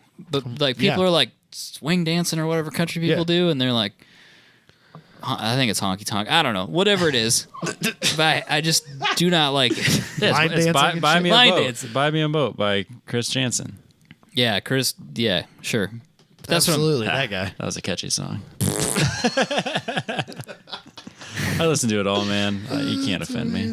I generally like everything except for really formulaic country music. That makes if me it's angry. catchy, it's catchy, and it's music. That's the problem is that if I it's like catchy, it, I like it. You know, like there's a lot of terrible pop music that's super catchy. Yeah. Oh yeah, most definitely. It's like that's how Katy Perry is famous. Or like anything Ariana Grande does. Yeah, it's super catchy. Whether you want to want to, like, you'll catch yourself humming it to yourself like hours later. Like, and you question like who you are as a person afterwards for a couple hours, and then you just got to let it go. Yeah, you like get your headphones out and try to listen to something to bring it back around, and it's still there in the back of your mind. It never goes away. Yep. All right, let's do some news. No. What? You both drove with the Apex Pros for the first time ever. That's part of the news. What did you think? That's part of the news. Okay. So I could not use the Apex in the car because I wasn't at that point yet where I could use the lights. Where you're watching the lights. And not only that, but I had it mounted in the wrong spot. And then I just kind of went with it for the rest of the weekend because I was not, like, that was the least of my concerns where that was mounted. Yep. You know what I mean? I was worried about other stuff. But we did do, like, all of us got together and looked at telemetry after the fact to look at, like, entry speeds and stuff. Yep. That was super helpful. So I had a Solo in my car as well, an AIM Solo, as well as we used the Apex a little bit on Sunday. And, like, so Saturday night we got done with all of our sessions and it was piss pouring rain. And so we're like, well, I guess we're going to sit in the camper and do nothing for the rest of the night. And so Josh and Dalton were trying to figure out how to download all these programs that you have to like look at the telemetry and the data and stuff like that off of the Solo. And the Apex, you just open it up on your phone, you look at it on the app. And, like, yeah, I think that the Solo can give you some more things maybe because whatever, but, like, to be able to get the data between sessions and look at it and be able to use it that day, it's so much easier. It's so much more usable because I can just look at it. I don't even have to get out of my car. You know, I can pull in. Everybody's, you know, high-fiving each other and stuff like that. And you can pull out your Apex Pro app and you can look at, like, okay, I know that lap 3 was my fast lap. Let's look at that as compared to lap 4 and figure out what was different. You can do it right there on your phone, on the fly, in real time, instead of having to go back to your pit and grab your laptop and load your data over to your laptop and then sift through it and try to figure. It's such a pain in the ass. Yes, it is. Just remember to put your iPhone someplace cool, not directly above your exhaust. It was noted. Hot to the touch when I pulled it out of that center console. I was like, noted. Oh, no. Go into the glove box next time. It was nice. Or I'll get the mount and just have it up. It was nice to be able to look at corner speeds and, like, my Apex points or percentage or whatever after the fact. And then I could kind of go, oh, like, you know, this is on my fast lap. Here's how efficient I was in these corners, and, like, here's a corner where maybe I'm, you know, not meeting the grip limitations of my car or whatever. It says I've got more in this corner, so that was helpful. But on the fly, next time I'll mount it in a different spot. I'll just mount it to the dash and not worry about it. Having it right in front of your, like, so directly below where you're looking is super helpful. So I guess you get two different levels of feedback. You get the feedback in the car, which I haven't had full experience with, and then you get the feedback after the fact where you can kind of dissect what comes out of it and decide if, you know, there's places in the track that you can approach differently or do better based on that data. You can look from one lap to the next and see, like, oh, this lap I hit the brakes 50 foot earlier than I did in this lap. And so then I had to get off the brakes and a little bit back into throttle or something like you can see that. It's really obvious, and that, you know, that's stuff that you can use if you're smart enough, which I'm not, but you are. It's okay. You'll get there. It'll take. Yeah, I mean, it's experience. It's like right now, I just need to pull my head on my ass and not suck at driving. So it was fun having the thing flash blue at me when I went through the start finish. I don't know why. That was like, then you knew. It was one of those things like, all right, let's go. Makes you feel good. You know, here we go. We're going again. Yep. So, 10/10 is the code. Is that right? Yep. Free mount. Yep, free mount on the website. You got to buy it from the website. I don't know if we've said that specifically, but you got to make sure you go to their website and buy it. ApexTrackCoach.com. Put that in your cart. Put the windshield mount in your cart. Plug in 10/10 in the coupon section. Yep. Hit the button. Apply. Boom. Should take $39 or $40 or whatever it is for the mount out, and then check out and do your deal. And that's it. That's all it takes. Something to check out. Something to. It's very useful. Very helpful. See how it'll help you. It makes you jump 5 seconds from one session to the next. Can't prove that, though. You can't disprove You can't it. prove it. You can't disprove it. Oh, see, now he's taking the other stance on it. If enough of us disagree with him. If the SCCA transponders all agreed and said, "Oh, this is it. Yeah, you probably It's official." Probably put that transponder on somebody else's car. Oh, look at though, that didn't you? right there. No, see, he had it pulled up. He was ready. Yeah, he was ready to Minute argue. 53.578 right there. Right there. How many times did you do a 153? They don't have that on here. Oh, okay. All right. They just recorded the fastest. What is the error rate on these transponders? It's like Margin of error. 0.001 or something Yeah, like that. minimal. So in the course of an entire year, it's possible that there may be an error. Are you trying to tell me that Booney's nearly new transponder? Sure, absolutely. All right. Oh, I was talking just like seconds wise. The Oh, no. The variance from device to device is like 0.00 or 0.0001. I'm just saying there's a chance. That's all I'm saying. Well, I think You can't prove it. I think there's also a chance that he put it on somebody else's car. Oh, yeah, because they were just in, well, his wasn't in a pouch, but ours were in a pouch. He could have slipped it in somebody's pouch. Right, that's what I'm saying. Oh. No, sir. Yep, that makes sense. Or he just chucked it. Just when he was going across Yeah, the start finish, I he just carried it threw and then There's a long running slip angle argument about building some sort of system that has it so the transponder is in the back of the car at the start of the lap, and through Yeah. the lap it travels to the front of the car instead, like through some complicated pulley system or something like that. Engineer Robbie over here. You don't got know what I'm bored. doing. You don't know what I'm doing when I'm yeah. busy. He's doing all this work by himself in his shop. You know And what I I mean? feel like that's absolutely worth 5 seconds. maybe he did cut 8 Yeah, he cut. And set- got he away cut with There it is nine. no way He got that away car with would have it. done Straight. that. and got away with He it. went straight, didn't he? And that's why he's joking, ha ha, so funny. Yeah. Oh, Ha ha, it's so There I he wish did I it. would have thought of that. There would be nothing left of that body kit. Just very convenient that none of your data acquisition was working. That is not when you did that. convenient. It's super, super frustrating. Because I talked to Andrew, I was like, "Yeah, we'll do a review session after this event." All of my good data is just gone. the best laps just gone.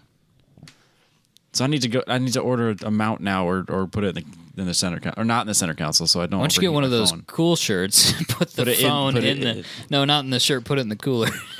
I'll do it. I don't care as long as I don't have this app. Just get a little mini cooler and bolt it to your car somewhere and throw your phone in it I'm into with it. some ice. The thing I wonder, so when you start to drive, you have it hooked up to the car or to the phone, and you does it on the phone? Does it spit out your laps as you go? Oh, if it was up on the dash. Yeah, Like you if could, you had it up can on- see in the picture that they have it up. Yeah, so maybe you should get it because then you know your lap times. Yeah, you could do that. It was nice just knowing all of my lap times when I was done. That was super nice, helpful 'cause I don't and I think- can see how I, Well, so like as we get more towards the pointy edge of things, and we actually are to the point where we're not total morons just throwing every other lap away, and we're actually racing to win here. You know, if you go out there and you throw down a good lap, bring it in. You know, there's no point in putting more heat on your tires and more wear on your brakes, but you don't know that if you don't know the lap time. So it'd be nice to have the phone up on the dash with the unit so that you can see your lap times. Or if your lap times are starting to fall away because your tires are, then you know Call it. it's time to just call it. Well, this session's bunk anyway. I'm just going to pull in. yes. True. All right, I'm going to move on. Okay. Toyota's president ran in the Nürburgring 24-hour race.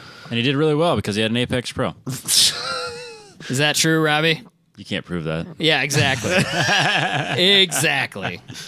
It's not true. I'm sorry. I like that he runs under an alias. Mr. Yeah, he said people treat him as an equal if Right. they don't think Instead of the president of the Mr. company. Toyota. Right. They did really well. I mean, they got 41st overall. This is with Toyota Gazoo Racing. Yep. Yep. It's quite the name. With the Supra. Yeah, with the new Supra. I did like the fact that I guess he pushed the Supra program internally, and then he felt like he was standing behind his product by racing it. Yep. So that, that's commendable. So does he count as their gentleman driver? That's what I would call him. think so. That's what I would call He's him. well into his 60s. I know how that feels. I know the arrive and drive gentleman driver life. Yeah, that's Adam now. Adam's a gentleman driver. Just Yeah. ruining tires. Yeah. Thrashing on cars. He's not setting the fast lap in the car, but he is setting laps. Yep. Right. and then he goes home. Yeah, and then while Josh is thrashing to get the car back together and fixing things and swapping tires, walking around. It's not his problem. He's just hanging out. It's not his car. I was announcing things. Yeah, he was. You need to go over there and be like, "Oh, how's it going, man?" Hey, Josh, you get that car fixed yet? Sweet, thanks. I'll be in the camper. Let me know if you need something. Slam. I'm gonna go get a juice box. So he's raced before though. Yeah, He raced the LFA back in 2014, so that's cool. He's also apparently put a significant number of laps in on that track in his personal Supra. Not the new one. Good for him. The A70 why wouldn't chassis. he? This guy's legit in my book. Yeah. Maybe he's gonna turn Toyota around. Well, he's so his name is Akio Toyota Toyota with a D. Which I think is Where it the came family name. originally. Yep, yes. that's the original name.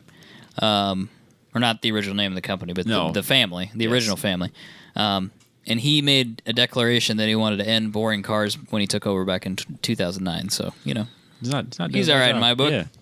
I mean, I didn't get to talk about it because I was dying or whatever it was that week, but the TRD Camry and stuff like that, like, I mean, it takes a pretty boring car and makes it kind of interesting.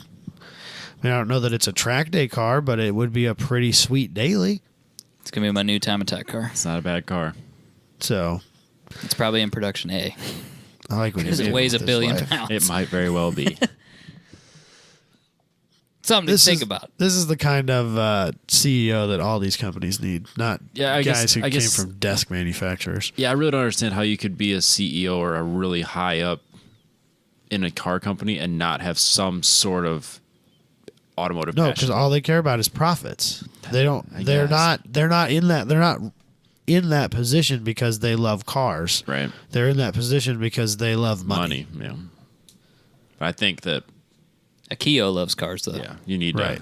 you need these type of guys.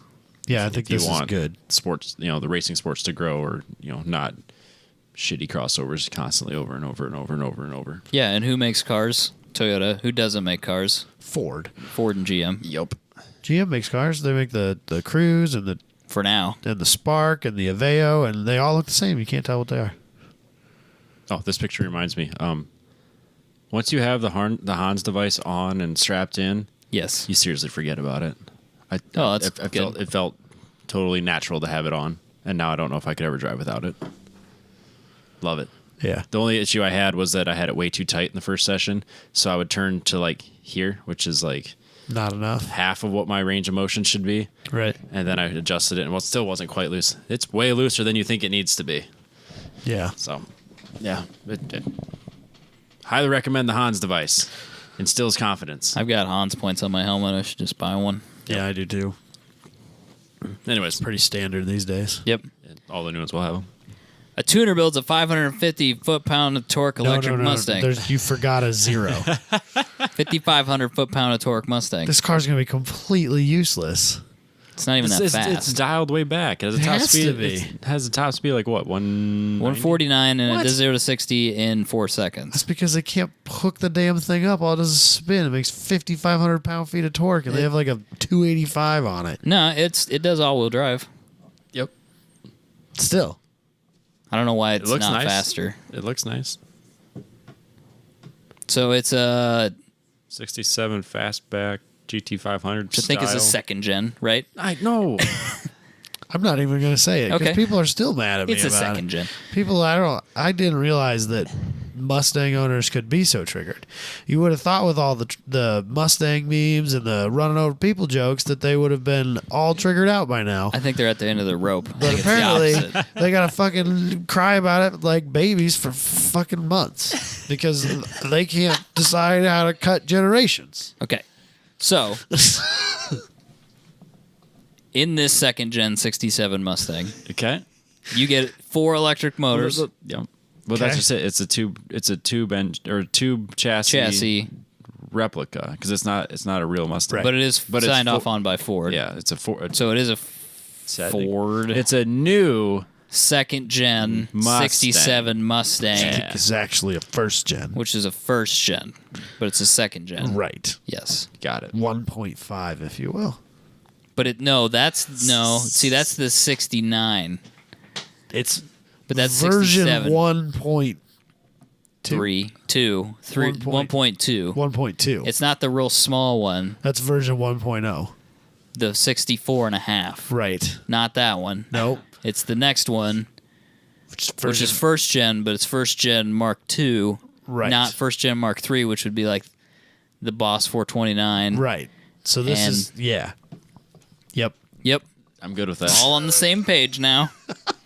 Glad we Sure. hashed that out. All of that was 100% factual. Like the rest of this show. I don't know. I mean, it's cool. Yeah. It's not as expensive as I thought it was going to be. It's only $300 some $1,000. More reasonable than the Corvette conversion. Yep. Is it cheaper than the Corvette? I don't know that it's cheaper, but it's way more interesting in the end. I do like the fact that you can turn the front motors off. If you want to just spin in circles for a bunch. Yeah, but I mean, if you ever you're see Ken that- Block and you're, Did you see that video of the e-tron that had 4 independent wheel, and so they did a perfect donut with it? Oh, no. I hadn't seen that. It's pretty. so you could, fucking in theory, do that in this car as well? Yeah, I would assume so. Like, so you engage each motor in just the right way. Like, they don't even turn the wheels, or maybe they did turn the wheels, but like, it doesn't like, it's a perfect circle, and they just spin it like a skid steer, like loader I love it. in a perfect circle. That you don't have to like get a run up and then spin it. You just like right there. It's pretty fucking. So cool. for $381,000 US, you can do the same thing, but in a Mustang. I'd rather do it in an Audi. That this car's not targeted at you, I don't think. No, it's for sure not targeted at me. I basically can never own a Mustang now. I think I've burned that bridge. No, probably not. Yeah. They wouldn't let you register it in the Right. state or something like that. You're on some banned list. Certainly not going to be joining the Mustang Club of America anytime soon. Yeah, they'll ask questions about, do you associate with 1010's I'm on a watch podcast? list. That's in their form now. Absolutely not. You're getting kicked out. Membership card. Deny. But I think it's kind of cool. I mean, it's interesting. It's a good-looking car. Interesting to see how it progresses and how other people apply the same technology to different cars or differently.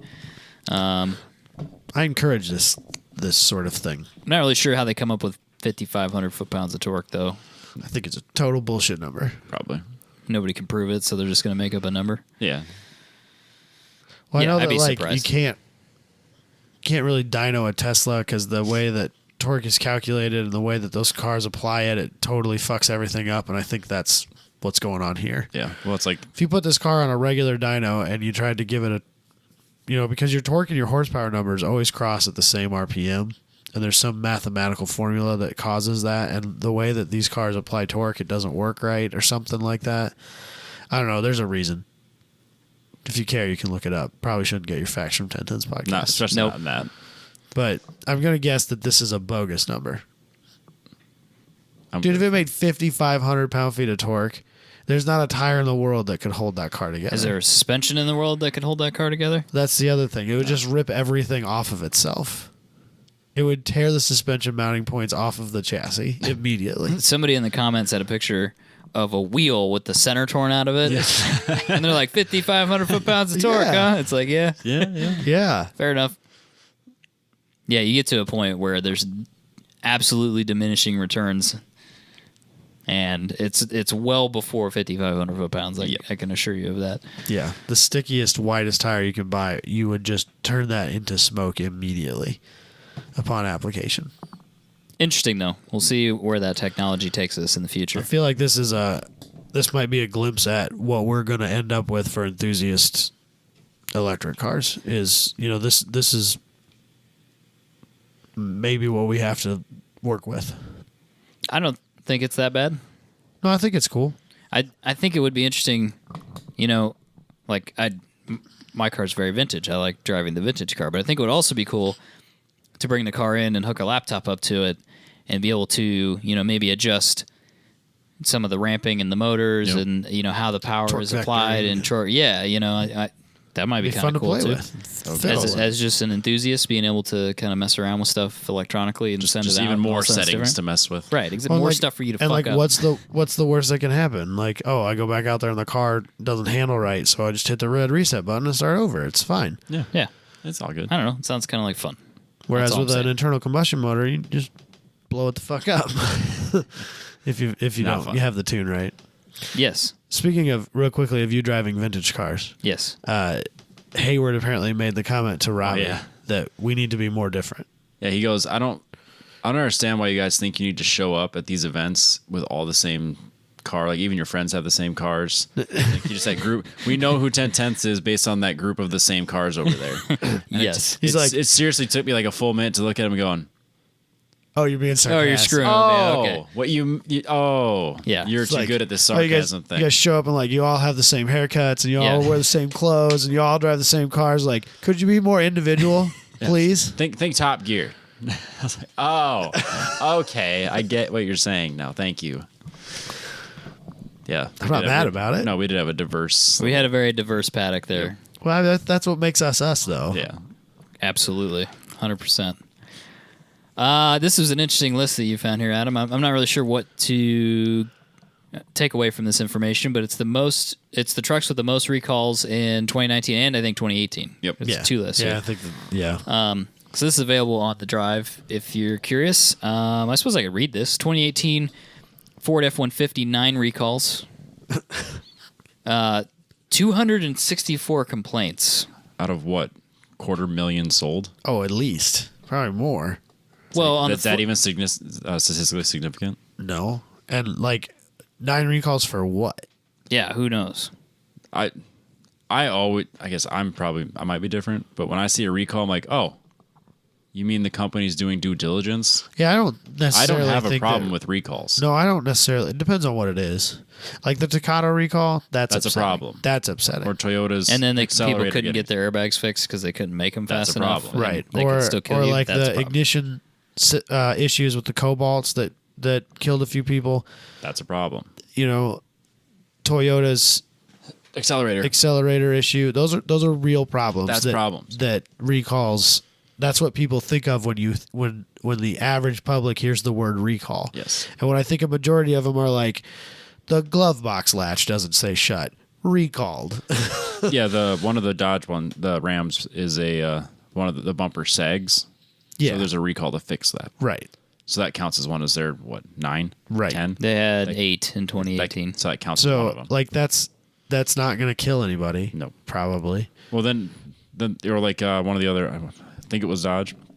They recalled because there might not be enough fluid in the diff, so they check it and top it off. I appreciate that. That's due diligence. That Yeah. means someone was like, you know what, this new person screwed up on the line from this day to this day. Let's call them in, Right. and that's the company going, let's do the right thing here. Well, it's going to be their dime to fix it, whether they're topping it off or replacing it. Yep. It's still their dime because it's still warranty. Right. So it's a lot cheaper to top it off than it is to replace it. I wonder.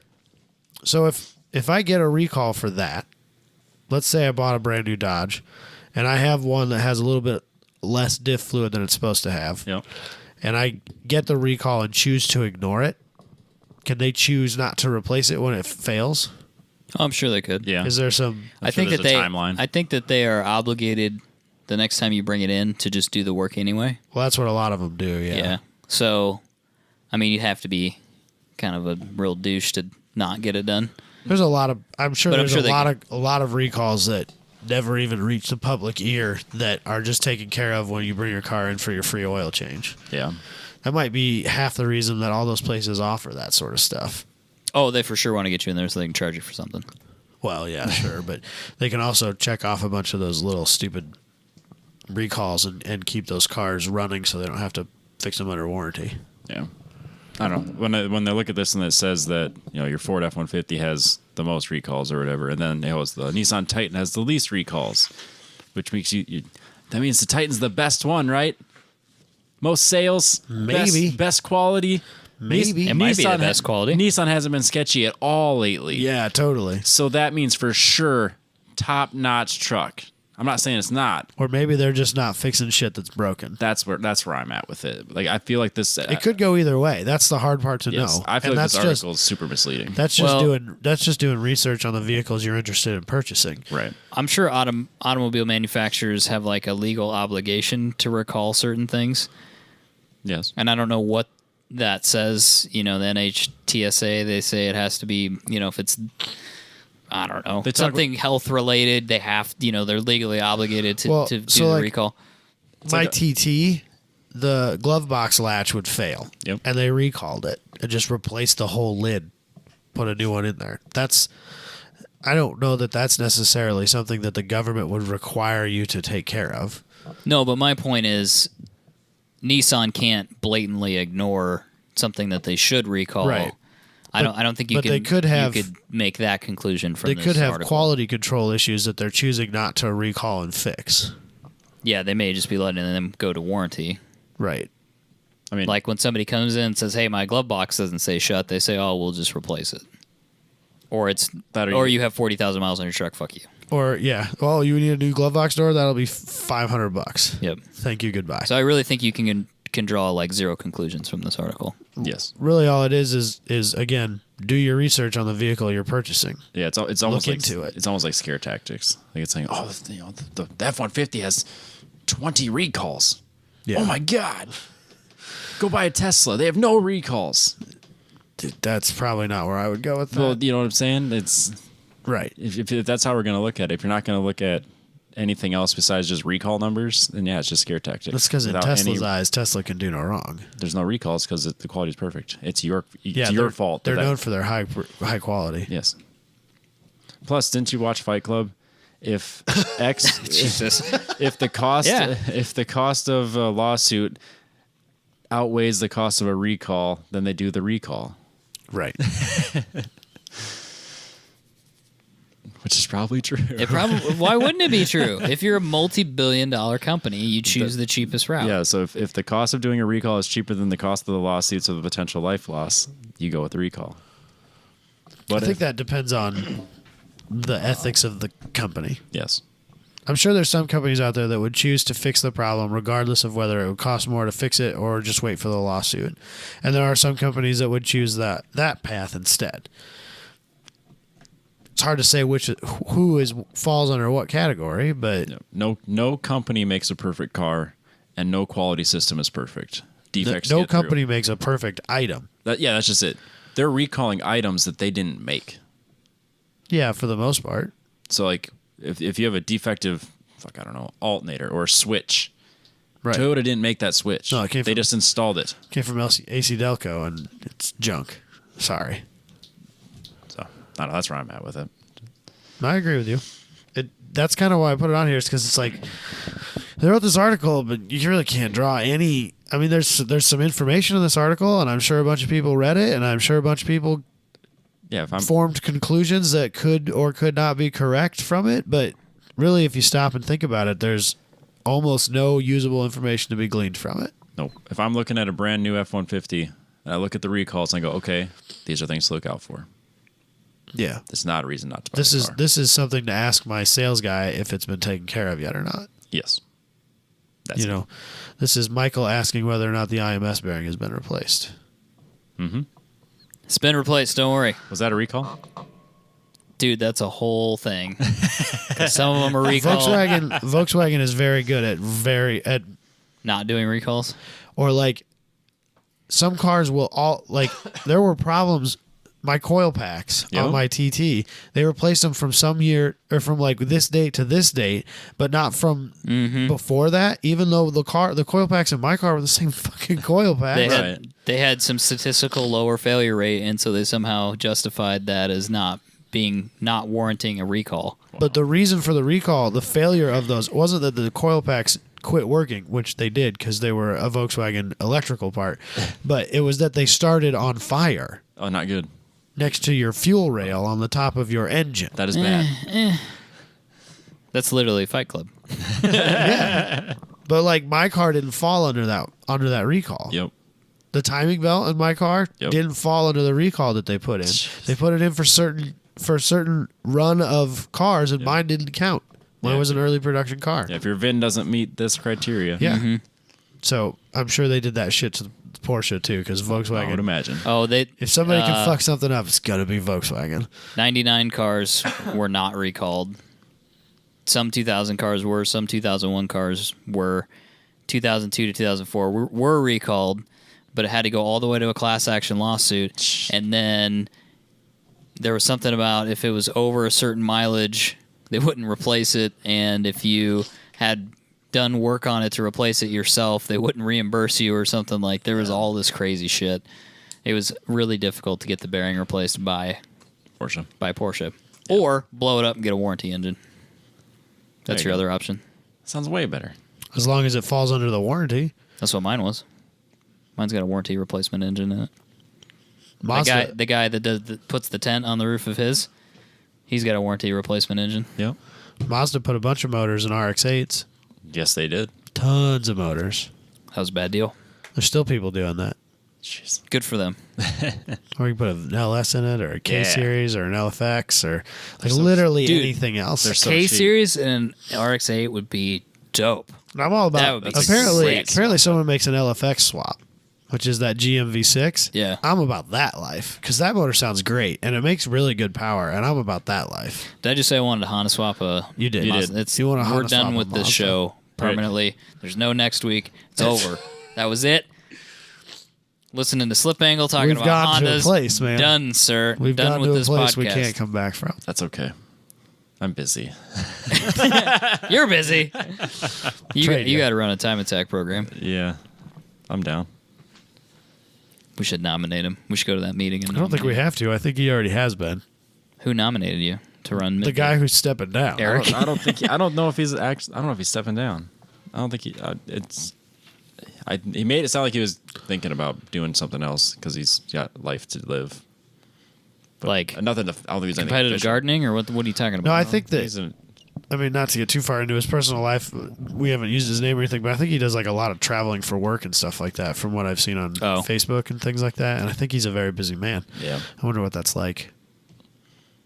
It would be difficult if you're doing all the time attack things also. Sounds fun. I'm in. That's you, Robbie. You're going to do I think next year they're going to be forced to use time trial national rules anyway. So if he's that's what I was going to have you ask him if I don't go. If he legit is out next year, then yeah, that conversation will be had. What's happening to the rules? Because Yeah, I would that like to know that also so I will need can to be buy the happening. right tires. So I can buy the right seat. Yes, and the right tires. and or safety equipment. And or safety equipment. No, I really don't want to I would have to put a seat in. I'd get the. Yeah, we can go there. You're good. No, I need arm restraints. No, you don't. Yeah, I do. According to the rules, I do. I think you only need all that stuff if you have aftermarket fuel. No. Fueling. No. That's why I got It's away convertible. with Convertible. Oh, okay. I have to have arm Yes. restraints. Okay, so we're here. So the SCCA TT national rules requires higher levels of safety based on certain things. So like one thing I really don't like is that when you make it more race car-y, like gut the interior unless it's for safety. So like I can gut the rear's seats because I have a roll bar. Right. But because I had 3 seats between 2 cars, 3 racing seats between 2 cars, so I put both seats in the Z because that's more of my driving with people car, like Right. drifting or just driving. And I'm like, okay, well, I'll just put 1 seat in the 240 as time trials. I don't want the weight anyways, or I can at least distribute the weight elsewhere with the ballast. So then, but according to TT National rules, if I don't have a I don't have a passenger seat, that automatically bumps me to unlimited, and I also require the safety levels that go along with it, which would be fire suit, all that stuff. I didn't need a fire suit in the Neon despite the fact that it was unlimited, because if you use the factory fuel system, if you're not using a fuel cell, you haven't ran aftermarket lines up to the engine bay, you don't need the fire suit. Engine swaps use aftermarket. I think that you're good as long. Have you ran new lines? I will, yes. You haven't yet? No, I'm using the factory ones, but they suck. So okay. I Well, if you do that, then yeah, you'll need a fire suit. Yeah. So, but MidDiv only requires a long sleeve T-shirt and a helmet and closed-toed shoes, no matter what. So I think that realistically, someone's going to have to, like, if we're going to run vents together, I think that one's going to have to meet the other, which is obviously going to be MidDiv's going to have to meet TT or Nationals rules. I think they should just run the TT rules anyway, just for simplicity. Yeah. I'm good with that. I do not want to use arm restraints, though. I don't know how that's going to work with passing. Yeah, I don't know how that would work. I've never done arm restraints. So I had them in my junior. See if I can, if that's a rule that no one will enforce. That would be nice. I don't know. I don't see that as being. How do you give a point by if your arms won't? And you move? still have to give a point by in advance if you're in a corner. Yeah. Correct? Yeah. Straights is free passing. I wasn't in advance, but yeah. Straights is free passing, but my understanding was in a corner you still have to give a point by. So that kind of negates using the arm restraints at all. Yeah. So yes, I'm not going to argue with any rule that says I need a certain level of safety equipment. This week I looked at the rules. I'm like, shit, I'm totally compliant with MidDiv. We were panic attack on Wednesday. Was not compliant with the TT National rules. I'm like, what am I going to do here? So, but yeah, if it's this winter, I'm looking at TT Nationals rules, going, okay, well, I'll get a fire suit. I'm ready for that. I think whether we do it on the show or off, that's probably we know the right people to ask those questions. Yeah. I don't know if that's appropriate stuff for the show or not, but what's that? Talking about safety rules? Yeah, start asking them our questions about the rules. Yeah, why not? I don't know. Share an opinion, right or wrong. Right. It's constructive criticism. I'm just trying to make sure that I'm legal. I'm not trying to get out of it. I just want to know what the right thing is and voice my opinion on it. But yeah, I'll petition to not use arm restraints. I think it's dumb. Hayward's been trying to get on the show again anyway. So yeah, I know he never seems available on Wednesdays though. Hey, so we had no plan and no opener and all that other shit, and it's still 2 hours, so I'm gonna stop recording. Shocking. That's great with everybody. Thanks. Good. Catch you next week, maybe. Maybe we can talk about Hondas some more. I don't know. We'll see. We'll have Adam on. Yeah.